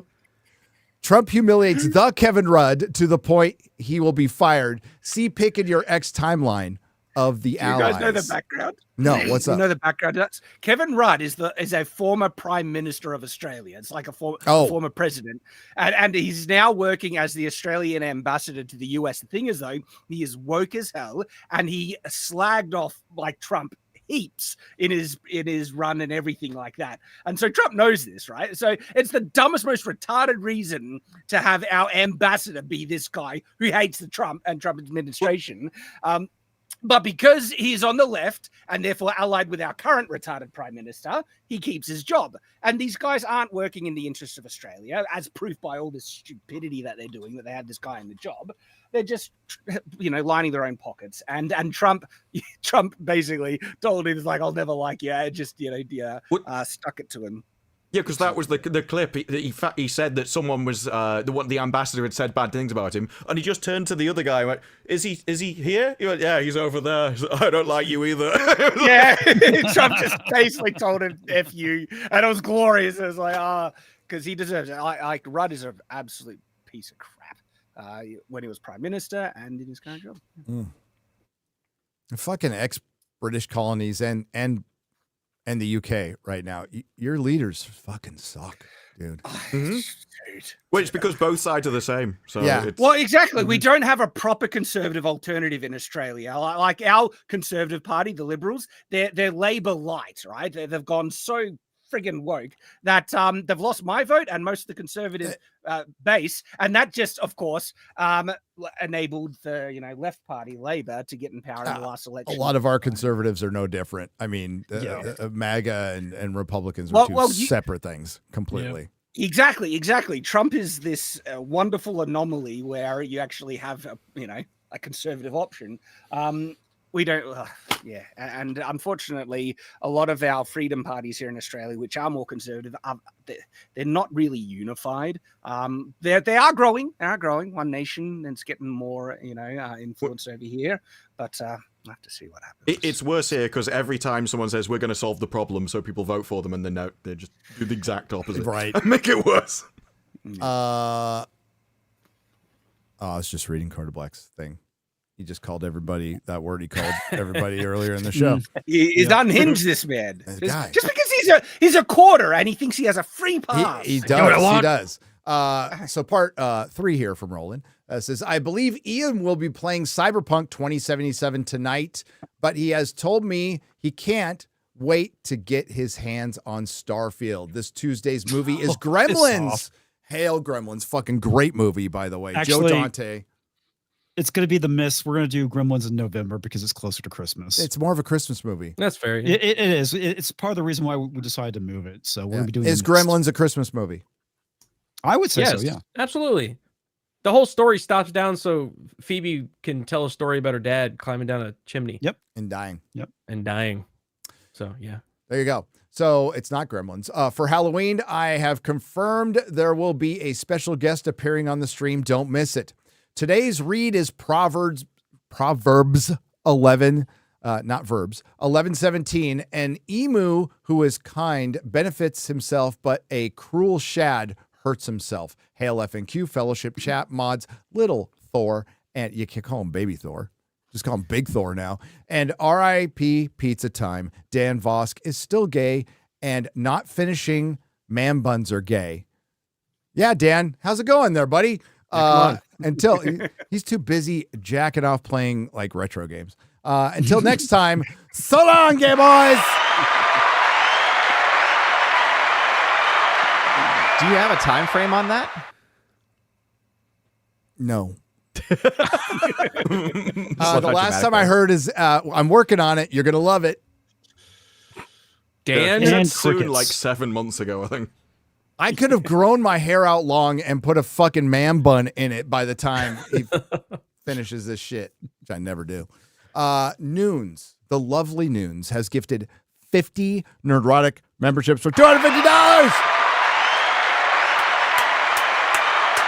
Noons will be with us in Egypt. That'll be fun. Egypt? In Egypt. When's that happen? Thanksgiving weekend. The week. I'll be gone that week. But I will probably be doing an FNT from Egypt. That's pretty cool. Yeah, that'll be fun. I'm something of an Egyptologist, Gary. You are. Well, I don't just mean because of my headdress. Yeah. Well, that makes you an expert. Now, I'm really big in all the ancient civilization shit and all the conspiracy theories and stuff like that. Well, for somebody who's not that into it, you actually know way more about it than most people. So, What do you mean? Well, are you talking about like the Orion theory of the pyramids and their alignment with See, Orion the fact that you 10,000 know that, years that's ago? good. Yeah. Are you talking about how it would have been physically impossible for, the ancient Egyptians in their time to build something that's 1/15 of a degree away from facing true fucking north? You should be on the fucking show. Way for these people to know how round or how far around the Earth was at that time to make the fucking segments add up to exactly that. They knew the Earth was round. Yeah. How'd they do that? And it is a power plant, by the way. Yeah. I don't know if you knew that, Gary. Well, and they knew measurements and crazy stuff. Yeah. And then the I aliens didn't come know it was down, they power land it's on as top if of humans are smart or something. Then I would have thought it was just because of the Jews. I just don't understand. No, the Jews couldn't have done that. Wow. I just don't I know all understand that why part they're to play not in it, wanting I to mean. excavate. Like I'm kind they- of they a actively I'm not- kind of into the ancient civilization stuff. Like that's my bread and butter. That's fun. That stuff is fun. I can't wait to go see that stuff live, and we'll be with Noons. And hopefully, I'm trying to find a way to avoid making a video from Egypt because Stranger Things Part 1 drops while we're there. Ooh. So I'm You I'm going to try to get an early screener from somebody. I kind of wish I could go to that. That would have been cool. But are you guys going to do more of these? Yeah, we're going to Japan next year. You want to go to Japan? Nice. Japan? Yeah. Were you What supposed time? to say that? Am It'd I be supposed to Thanksgiving say it? weekend again, or No. I told them specifically no more stuff during winter, the fourth quarter. That's our busiest time. It's like the worst. But luckily, it's a really fucking slow year. So I mean, the only thing I'm potentially missing is Stranger Things. I have turned down a trip to Egypt so I could review Snow White. I have done it, and I don't fucking regret it. Job comes first. Yeah, I'll go to Japan if you guys are going. If they let Hell me yeah. in, I don't know. Yeah. We'll, I feel like It's it'd be metal as cool. A lot of fuck cool now. people to meet. A lot of cool people to hang out with. A lot of cool stuff to see. Is it too late for him to go to? You could probably go to Egypt. Maybe. My passport's not current. Okay, so we'll get you to Japan, and maybe I wasn't supposed to say something, Garrett, but I just did. That sounds awesome. There you go, Japan. Get hyped. Japan. Their new PM is a freaking metal drummer and a motorcycle rider. Yeah, She's I would. based. I would love to go to Egypt though, Gary. It would be a lot of fun. I'll go again, and we'll. Yeah, I'd love going with you. That'd be fucking rad. So next time we go, you'll go. All right. We're going again. Hell yeah. Noons for 184.99 Arab Emirate pesos says, "Hail to the fellowship, hail to the chat. 23 days until Egypt. Can't wait. Yes. I'm not looking forward to those flights.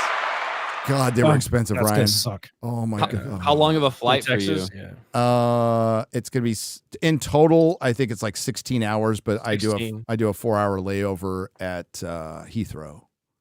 Are you flying a fancy airline or Fancy Go to as Greg's. fuck.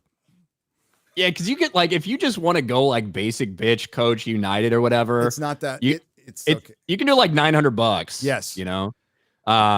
Now, if you want to be all fucking bougie, if you got to pick the plane you're on, if you want to have like a bar, if you want to have a bar or whatever, you want to be business class so that when the plane crashes, you're first to die. Like, if you want to do all of that stuff, That does not make me I'm feel with better. I'm with You get some Gary special- on this. Traveling over 12 hours in economy is a friggin' nightmare. Yeah. Or I'd rather die. Listen, right? Oh I my do. gosh, what? It's awful. I don't want to be with the plebs. I would rather die Dude, than Well, have no a leg flight room. economy. experience right there. I drive the same car I have driven since before YouTube. It's got 175,000 miles on it, and I don't buy new cars or any of that stupid shit. I will fucking get first or business class on a plane, 100%, because I hate flying. Yeah, I just sit there. I pray I don't sit next to some annoying fucking piece of shit, and then I fall asleep. I just Well, I can't sleep for 16 hours on a plane, obviously, but No joke. The last time I flew economy, I had a crazy feminist attack me for man spreading. I'm not joking. I would What? spread Wow. more. I would like be like in stirrups. I'd be like I I was told her. giving birth. I just fucking, you know. I told her to jump, and then she complained to try and get me moved, and then she got moved. But Good. Jeremy's Trump pillow for 50. I can confirm that this FNT will not be the gayest episode unless Jeremy shows me to you guys. And he won't. And I know he's got one. He's got one now, right, Ryan? Somebody sent him a Trump body pillow. I think somebody did send it to him. I'll be honest, I'm not that updated on Jeremy's life to know whether he has an actual Trump body pillow or not. But I think I saw somebody send a super chat about it. Viking C for 1,290 Norwegian krona. Thank you very much. It's hello from Norway. Chat. You should read Ascendance of a Bookworm light novel. The character writing, world building, magic system, and pacing is fantastic and well written. It may be a little slow in the beginning, but the power scaling is well done. Have a good day. I will make a note. I of heard that, Ryan. Ryan's getting ready to Yeah, upload a video. I fucking open up my phone and a video immediately starts playing on Twitter.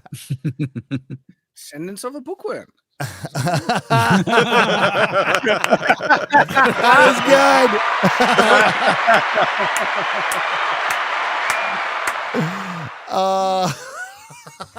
Core member fucking rules.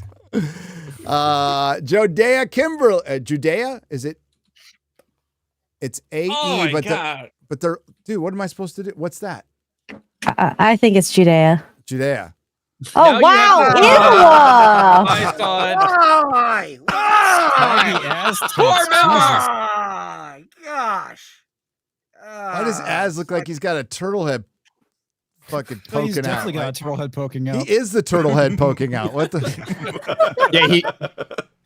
Yeah, his head looks like a shit, and he looks like he's shitting. And we could talk shit about him because he's not here, but I know he's listening. Ah, fuck you, Az. That's horrifying. Judea You know what the Kimber- crazy part is? Az would fuck himself in that picture. He would. Difficult, but not impossible. Judea Kimberly for 50. Hail FNT, my birthday was this week. Happy birthday. After 32 years of subjecting the world to my existence, I needed to penance to the brave souls making the world a gayer place. Hope I bought myself at least another 28 years of debauchery with $50. You have, by the way, guaranteed.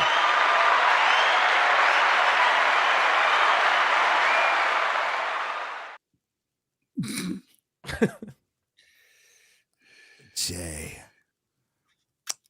That's one way he'll get back on FNT. Oh. Wait. What does that imply? Where's the J? He shows up in the background. There he is. Oh. Oh, yeah. Hey, man. What's up, How's it going, Jay? Hey, Jay. A little early for Christmas. Can we get past Halloween first? Jay? You go to Hobby Lobby, it's all Christmas there. Is it? Same with Costco. Jay's always happy. Costco, Jay's a yeah, a happy lot of guy. Christmas stuff. He's not like Ryan. That's why it's the odd couple on Geeks and Gamers Daily. It's bitter Ryan and happy-go-lucky, ignorance is bliss Jay. Yeah, like a little bit like carefree and loving, and I am like, I fucking care way too much about really dumb shit, and I fucking hate everyone. So it is a good opposites day on Geeks and Gamers It Daily. is. At least that's what people tell me. It's fucking hellish while I'm on, but yeah. Pat Star Deluxe for $89.69. That's very specific. The first one was $69.69. $69.69. Hey guys, first time super chatter. Oh, we won't be gentle. Came back with my brother to New Zealand from Australia to visit my dying father. Oh no. Oh no. My evil stepmom, who broke up our family, flipped out on us for no reason, kicked us out. Fuck that bitch. Wow. I wouldn't listen. I have no idea if he's still alive or not. Listening to you guys is making the pain subside. Thanks, everything man. That you sucks, do. dude. Been watching FNT since 2021. Man, that fucking blows. And fuck that cunt for doing that to you and robbing you of your last moments. Evil. Evil. Sorry, brother.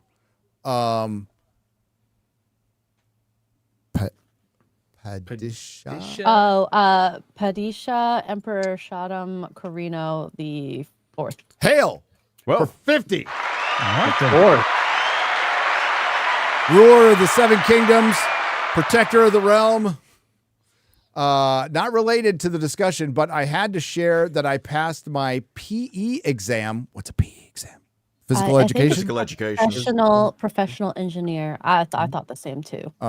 Last week, and now I'm a professional engineer. Oh, I just should have kept reading. 3 words later. And professional geologist. Hail.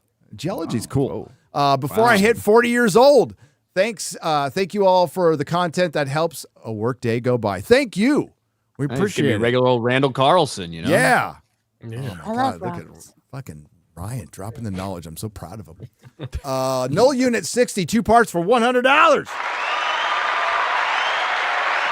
Remember, as you slide down the razor blade of life, you are a fluke of the universe. You have no right to be here, and whether you can hear it or not, the universe is laughing behind your back. Therefore, make peace with your God. Whatever you conceive to him to be, Canadian bear, or cosmic muffin. With all its hopes, dreams, promises, and ecological restoration, the world continues to deteriorate. Give up. Truly inspiring words. It's a Gundam came back from I was going to say Gundam instead of Super Shit. Don't give up. That's all I have to say.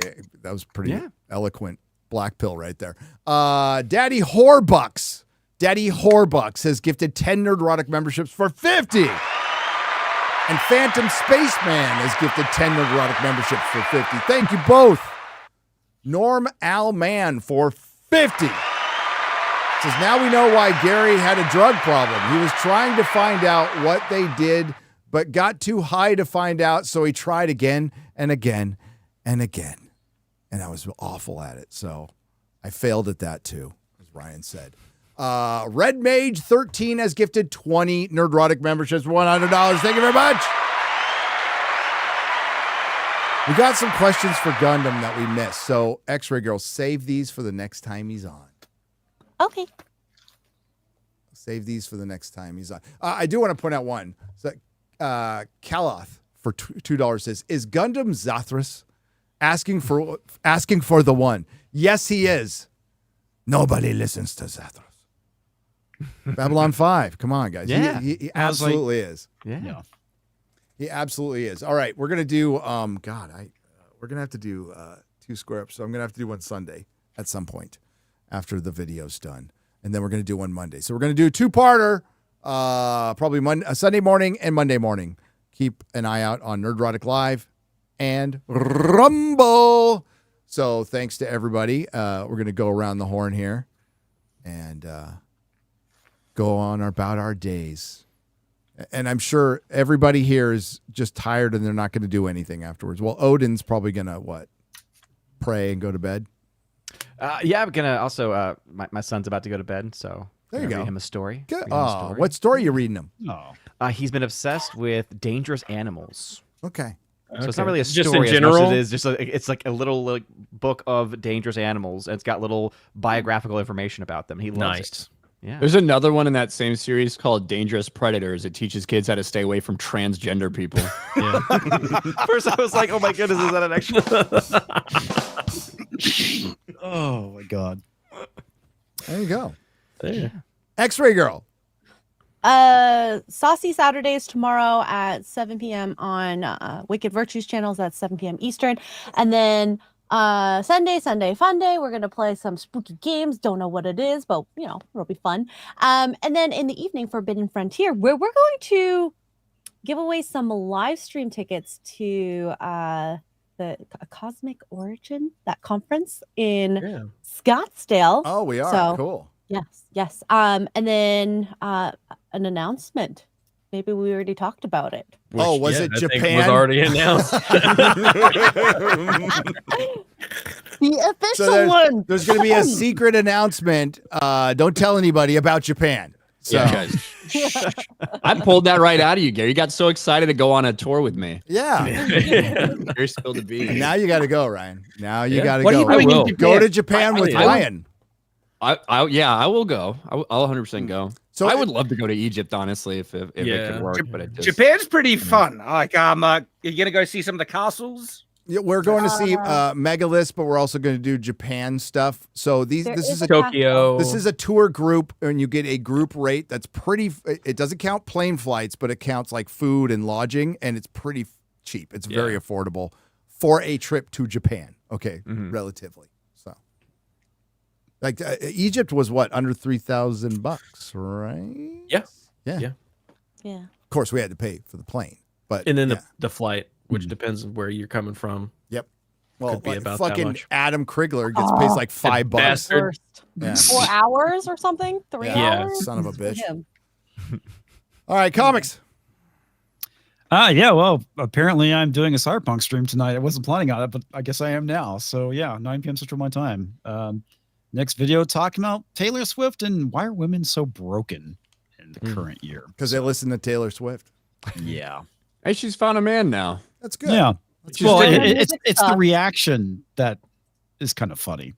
Yeah, they Anyway, exist. people are upset that she finally settled down. Isn't going to talk bad about men anymore because she finally found Good the one for she her. wants. Mm-hmm. Pretty much. And as always, great hanging with you guys. See you next week. Cheers. Garrett. We are working on a video about Lord of the Rings and Tolkien, and it will probably come out on Sunday. So check out that when it drops. Sunday Fun Day, Forbidden Frontier, all the same stuff that you heard already. And the show I do with Dave Landau when he's there, Normal World, Tuesday, Wednesday, Thursday. Check it out. Right on. Disparu. So Saturdays tomorrow on Wicked Virtues channel and the Savant video, because I'm as disappointed as them. Oh, no. And I just like the fact that they've been paying attention to the wording on the website, which is very, very specific. Great. I can't wait to see it. So if I can harvest their disappointment, then I will. You'll manage. I think you'll manage. Shad. So, Culture Crusade, the weekly live stream. Last week we did a bit of a deep dive on the fall of D&D and how that has just become a disaster. And also, it's sad. It's real sad. And also the disaster with Twitch and what's going on there. So that was last week's Culture Crusade. And on Shadiversity, been having fun making lots of content. You know, the last 2 videos on Shadiversity, I've had to deal with 4 copyright complaints. So, stop showing copyright shit, Shad. Yeah. Well, Shad, the one thing I have to say with the fall of D&D, it's made me appreciate and want to go out and recollect my old D&D books. Look what I found. Oh, heck yeah. Fucking perfect condition, too, for $25. I got a second edition. Oh, I got those. Hell yeah. 3.5. I got mine. Drow book. There. My 3.5. Fucking nerds. Like, you do not. I like 3.0 better than 3.5. Oh yeah, so this like you can't get these anymore now. Yeah, they're hard to find. Need modern D&D 3.5 or 5th edition is perfectly fine. Fight all your D&D copyright claims. By the way, fight them. Oh yeah, I have. They're in escrow, and I'll win. But it depends how scummy they're going to be. If they're going to drag it out, and have to get to the point where you say basically sue me, and then you have to wait the 30 Warner days. Brothers is the worst. They are the worst. There's a Japanese company that has like the copyrights over anything anime, and they are horrible to deal with. Really? I wouldn't know. Yeah. I did a Ranmaha video on Night's Watch, and they were scummy as hell. And I had to basically tell them, go sue me, get to that level, and then wait the full 30 days for them to finally release it. Pieces of crap. But anyway, that's me. All right, Ryan. Normal stuff. My channel, RK Outpost, Sports Wars, Geeks and Gamers Daily, and that's it. You guys gonna go inside the pyramids in Egypt? Yes. Nice. That's fucking cool. Yeah. FNT from a pyramid. I will inquire about the reality of because you can get your visa pretty quick. We got if time. you expedite it, yeah, you might. Maybe. I've looked In a month? into it. It would be very, very type of maybe. Yeah, maybe. Let's just ask. I mean, it doesn't hurt to We can ask. figure it out. There's Yeah. a ticket left. There's a spot left. There's a spot But left. Are we sure? Wow. Okay. Also, the flights. Yeah. Over there. That's Yeah. what we'll have to see. Fucking women always coming in raining on the fucking parade. Jesus Christ. Have you bought flights right the day before or No. whatnot? No. They're really expensive. No. But yes. So thank you, Ryan. Thanks to everybody. We are working on a Tolkien is racist and this fucking bullshit from last week and that Dr. Onekia fucking Nubia, whatever his fucking name is. I had to watch fucking videos of his talks. I was gonna say, did you watch his fucking videos? retard. He is a complete watched fucking retard. That's why it's taken so long, Gary. I've like watched so much of his shit. And just to Could you find, send me the link? Yeah. That Yeah, I guy's want to young. I might want to do a EFAP that. no. Okay, so there's one where he talks about you guys have all brought it up before. Fascism. He talks about fascism, but he also talks about how medieval England had towns that were as diverse, if not more diverse, than modern London is today. And he's a fucking Pissed off. doctor. He is and they base it off of, and you brought this up, Disparu. They base it off the Ipswich man and another skeleton that they found out later wasn't a black guy, wasn't as old as they thought it was. And so the basis of all their research is bullshit. And they want to say because they found 2 skeletons that, fucking Europe used to look completely black. As a matter of fact, they were there first. Also, when White they people find just came out of skeletons- nowhere. Every time. It's just like the Canadian mass grave nonsense. What they do is they find a skeleton and then build it up with clay and go, "This is the person," and everyone goes, "Are you going to DNA test it?" No, we're not going to DNA that's test the big it. thing is the DNA. So Trust us, this is how he looks. The Ipswich man was supposed to be from like 12,000 years ago, and they found out it's just a few thousand years old. Like he was probably just a slave brought over, or a merchant. But yeah. So I'm working on a video. It's taken way longer, but we've been adding to it's going to be long. Yeah. They come after Tolkien. I get fucking pissed. All right. It's been a while since we've done a Tolkien video. I get fucking pissed. So fuck these motherfuckers. And I can say with absolute assurance, after being kicked out of 3 high schools, that I'm smarter than this fucking retard. But he was smart enough. He's smart enough to fucking fool a bunch of Englishmen because he's black. But it's ridiculous. Like, do not send your kids to university. Don't do it. They got guys like this teaching. This is an entire course, and to pass it, you have to understand how offensive Tolkien is, and his wording of the course is retarded, and it contradicts itself. And C.S. Lewis. Don't forget. And C.S. Lewis. And Joseph Campbell and fucking Shakespeare and well, that's what it all Milton. is. He went to a place, saw things he liked, and then went, "I made this." I was like, "What?" Basically. I don't want to ruin the whole video, but like he hasn't even read the fucking books. You could tell that he has. Maybe he's read Lord of the Rings, but he hasn't read the Silmarillion or any of the Unfinished Tales. Maybe he watched the movie. Maybe he watched the movie. So you're going to come at Tolkien and you haven't read the fucking books, and you can't just read the books. If you're going to come at the professor, you better fucking know. You better be a scholar, and he's not. And he's not. So yeah. This is a guy who got confused why Shakespeare, who lived in a town, wrote for a theater in his town for people in that town, and it's like, why didn't they mention Africans? Yeah. It's like, well, just talk about his local thing. The English back then would die within a 5-mile radius of where they were born. Yes. That was just what the time was. Exactly. So we're gonna work on that. So and then tomorrow on or day after tomorrow on Forbidden Frontier, we're gonna announce our super secret Japan trip. That Ryan's gonna go on. That I wasn't supposed to announce. I'm ready. I'm glad we got it out of you. That's good. That's good. That's good. SpaceCon tomorrow here in San Antonio. I'll be at the Ripaverse booth at noon. The booth at noon. So I'll see you there. Come by and say hi. Otherwise, I'll be shopping for back issues. Comic book back issues. Anything else, Garrett? I feel like I'm forgetting some. I think that's it for now. Oh, Robert E. Howard. Yes. You said to bring this up. So the house that Robert E. Howard, the prolific writer, the man who there's 2 fathers of modern fantasy. It is J.R.R. Tolkien and Robert E. Howard. This is the house he lived in. It is a museum.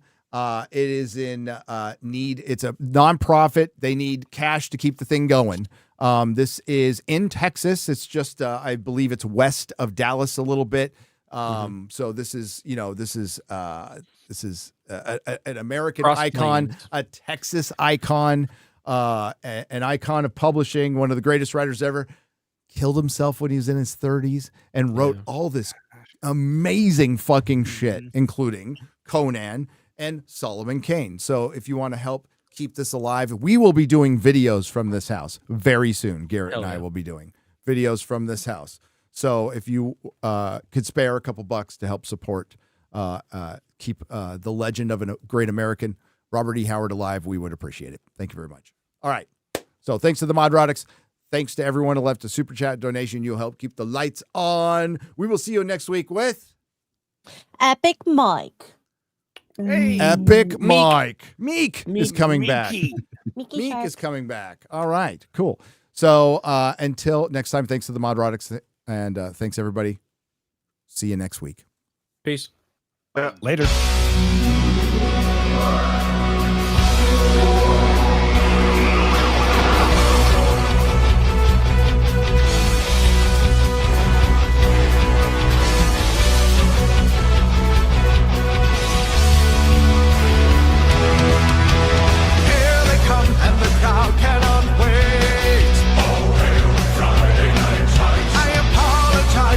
Probably late. Oh, Friday night times.